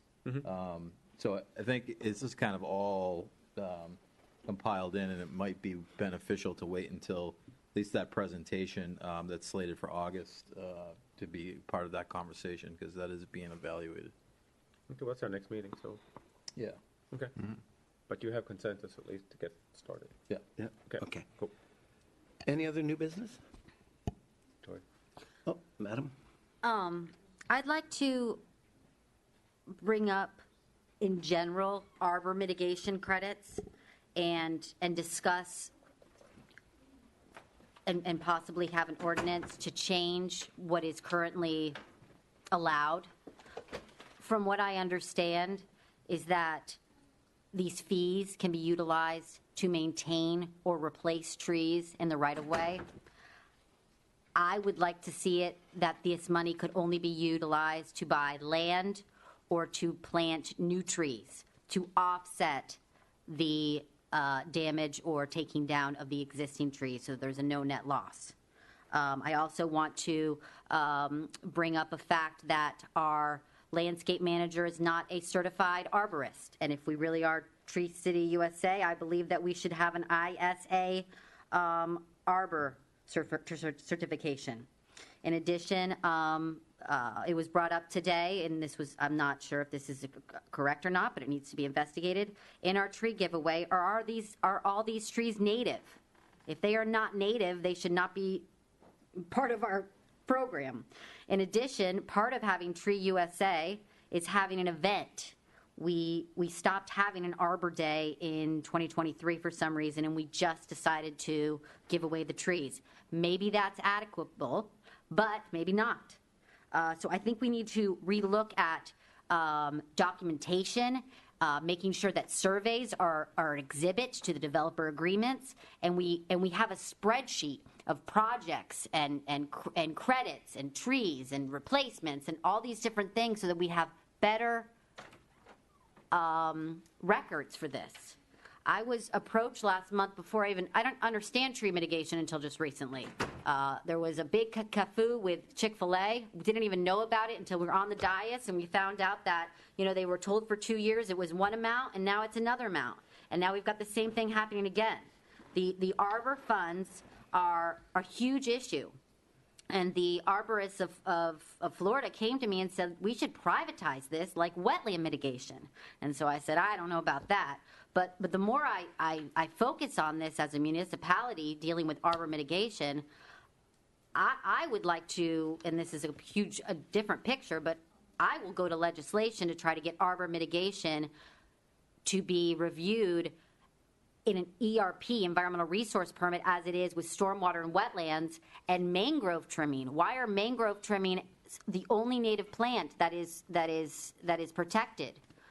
Why are the cities, why are the 500 municipalities like us, tasked to make these difficult decisions? This should be more of a DEP water management issue. So until we get there, that's going to be a task on its own. But we need to keep better records and have a certified arborist who understands these regulations and what needs to be done and what not. And to have these funds utilized for landscaping and maintenance, I don't think is appropriate. It needs to be for new trees or purchase of land. So that's something that I would like to be brought back to the agenda. Thank you.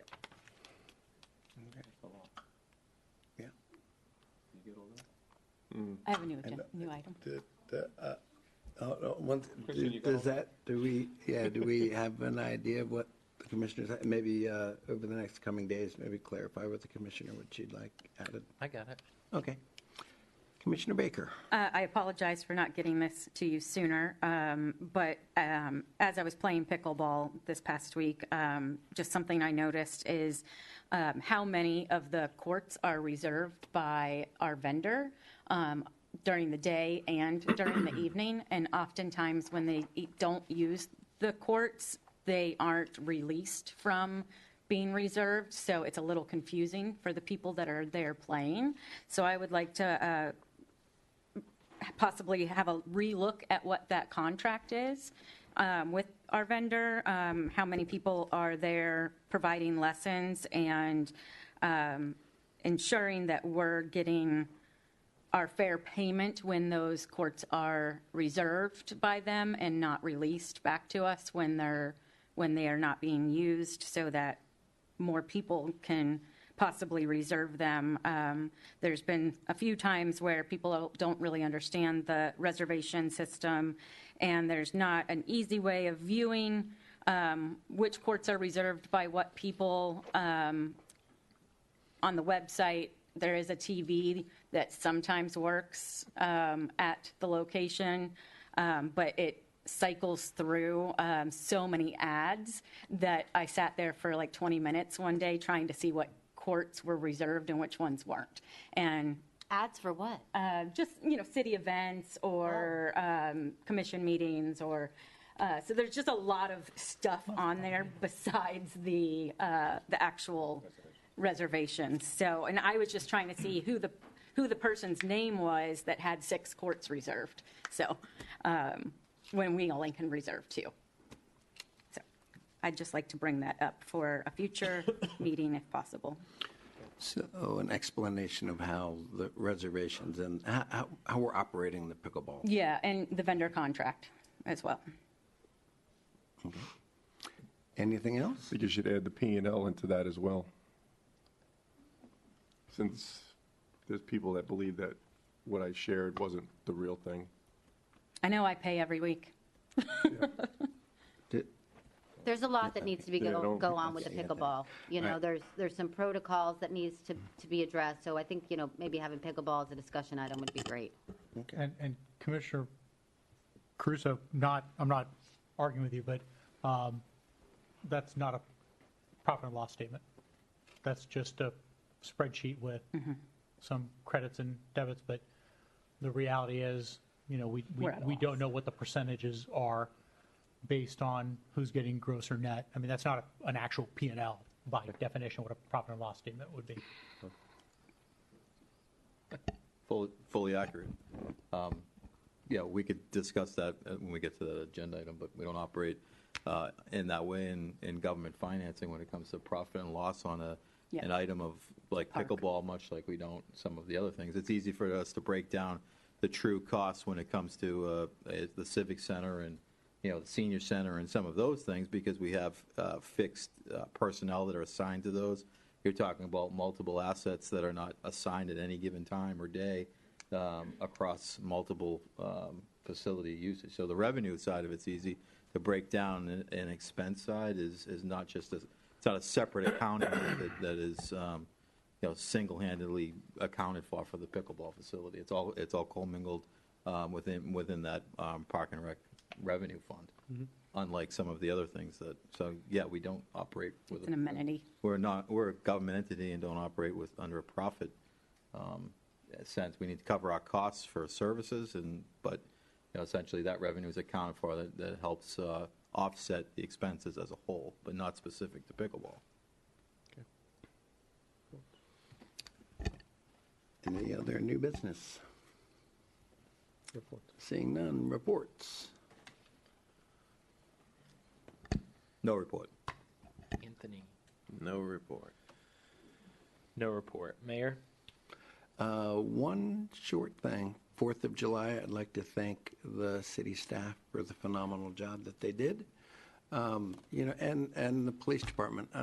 We have one officer that's still here, and I think the chief may or may not be out there. But, it was fun. I hadn't really thought about it, but I was driving out all of the law enforcement that came from Castleberry and Sanford and Oviedo to help us out.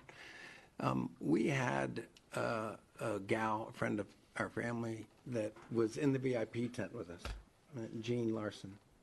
And she was there with my wife, Kathy. And,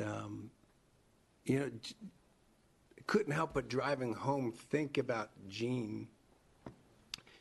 Her stepson was a law enforcement officer and was killed in the line of duty, directing traffic at an event like this. And when we're leaving an event like that and we see all those officers that are there kind of helping out, and that we had somebody in our tent with us watching the fireworks, that it kind of, it struck home. It really did have kind of an effect driving home. And I just want to say thanks for all of the officers from throughout the county that came out that did that work. And all of those things are meaningful, important work. And that is my only report. Thank you. Commissioner Diaz. No report. Commissioner Bruce. Hi, thank you. I attended the Wawa workshop, and I was unpleasantly surprised that there were no signage when I went to the Foundry and thought that the workshop had been canceled, or maybe it stopped after 20 minutes. So I started driving home and called Sarah, called everybody. What's going on? I emailed Brian. Finally get a hold of Caruso. He goes, oh, it's happening. It's just in the back. No signage. So I finally go back there. It's almost done. Talk to Wawa. I was told that this would have been the prototype with picnic tables, and that was already worked in the deal because of the Winter Springs landscape. They did not know what I was talking about. They said there were no picnic tables. I told them they need to talk to staff again.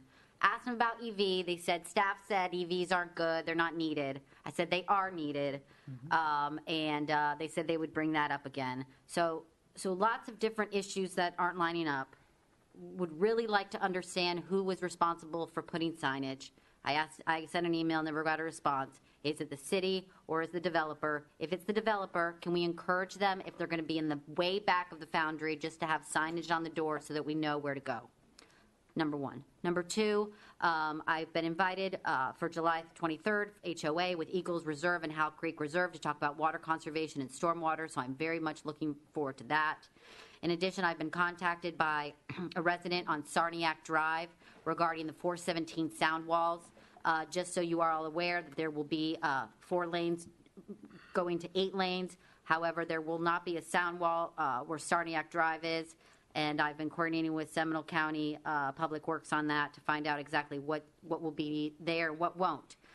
In addition, want to remind everybody, Coffee with a Cop is Wednesday from 9 to 11 a.m. at the Cuba Libre, which is under construction, but supposedly there's the bay of down the strip mall that will be good to go for Wednesday morning. So we'll see everybody with the cops. And then in addition, regarding 417 widening, CFX is having a Sanford Airport Connector public meeting tomorrow virtually, and the 17th in person at the Sanford Civic Center. And that is my report. Commissioner Baker. I just have a couple things. Thank you, Commissioner Haran, for inviting me to the Seminole County Parks meeting. I liked what they had to say, learned their mission, and some of the good things that they're doing to kind of amplify all of the parks within Seminole County as well as do fundraising. And I'm hoping to apply to be a board member with them. I also plan to attend the State of Schools for Seminole County, which is on the 28th.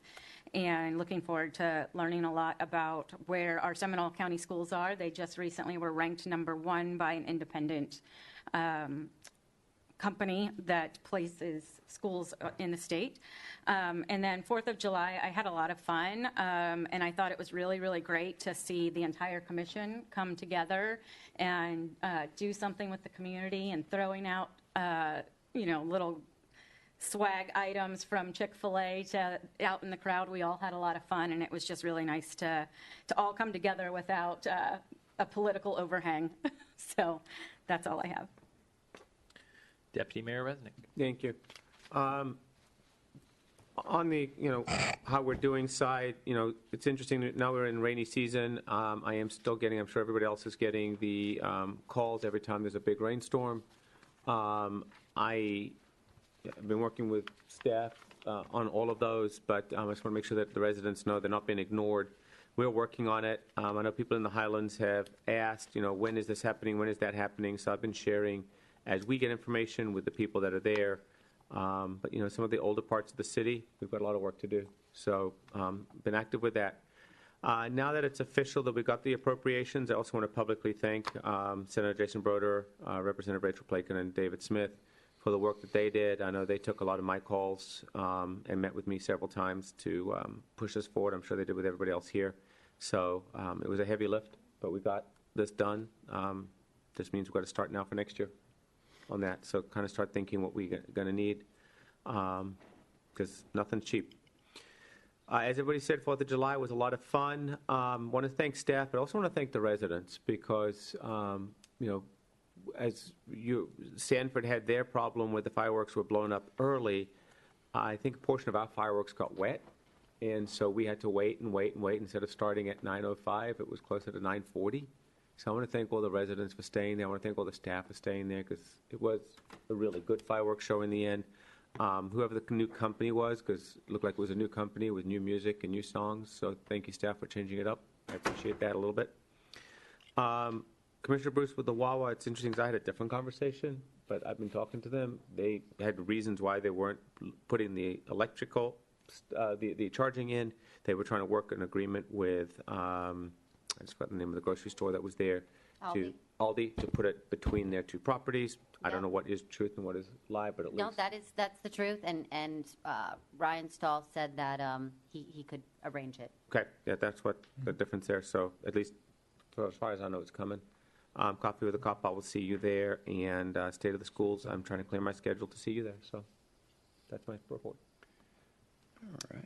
I might do a quick add-on. I am forwarding to Christian to share with the commission the maps of the 417 malls and an article that was in Tuscaloosa today explaining how that would impact if you'd share that with the commission. Thank you.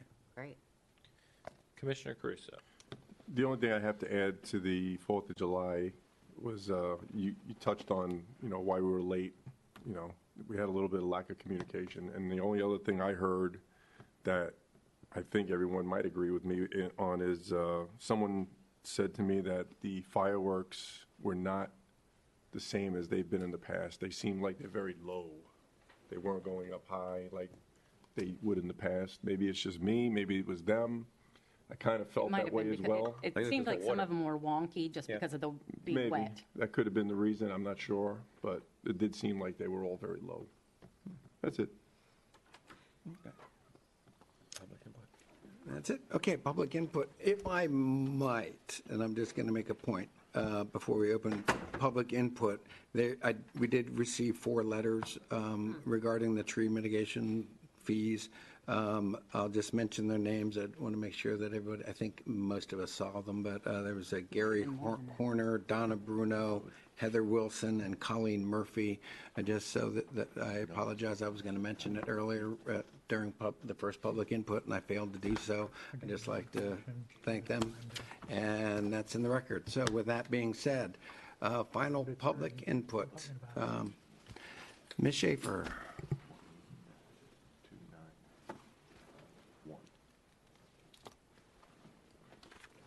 Gina Schaefer, the Winter Springs Village. When you guys were talking about your code of conduct or whatever, I think because of where we are in the world today, you all have social media and whatever, and we're not supposed to name people, but the person that mentioned about the Wawa put on their personal Facebook page the wrong time of the meeting, and I called the staff and said that it was incorrect.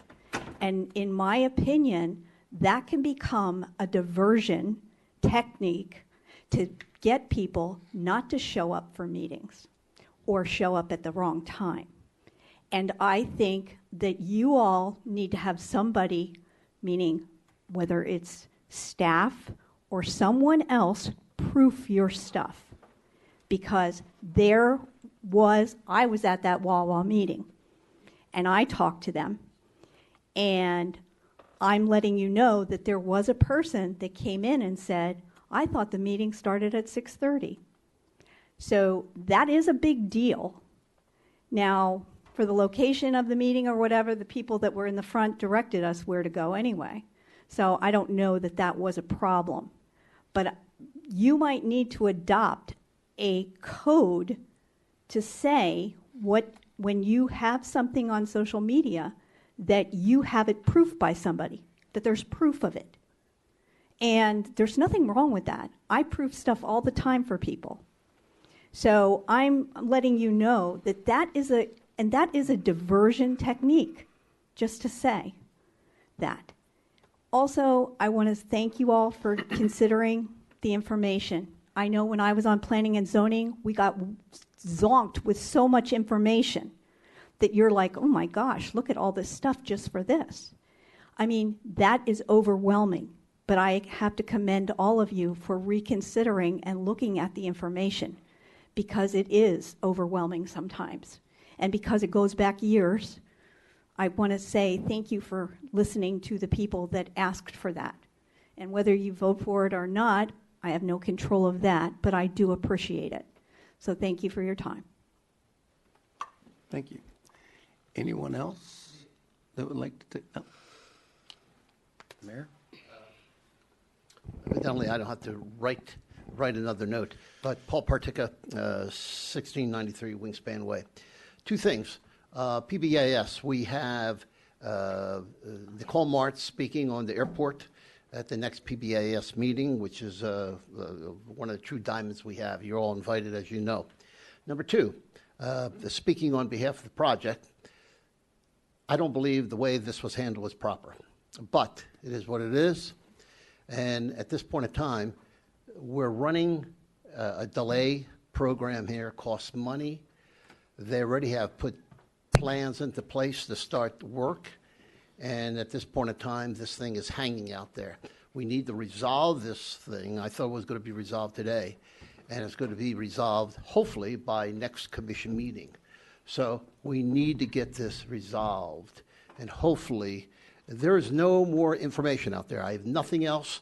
There's nothing else hidden. Mr. Garganese has given everything I think he has. We have given everything we have. You have all the facts. You have to make the proper decision, okay? Anyway, thank you very much. Thank you, sir. Madam.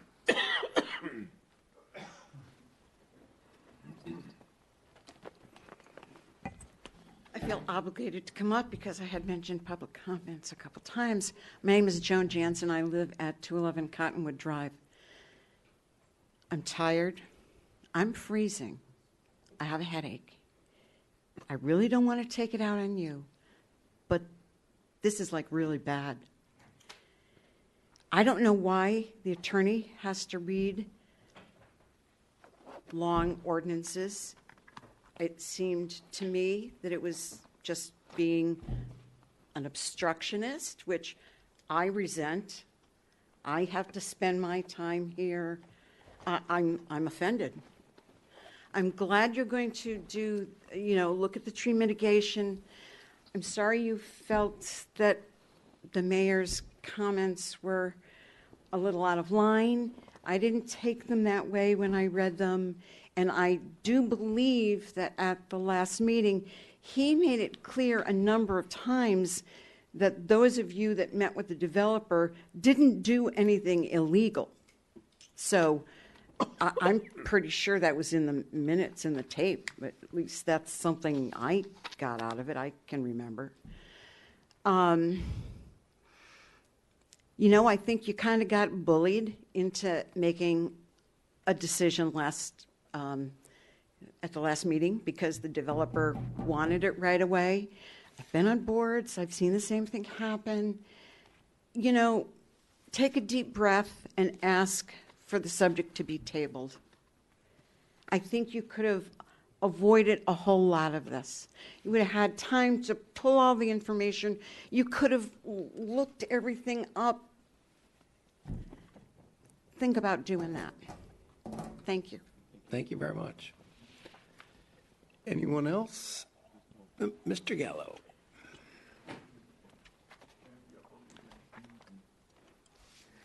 Evening once again. Art Gallo, 199 Nandina Terrace.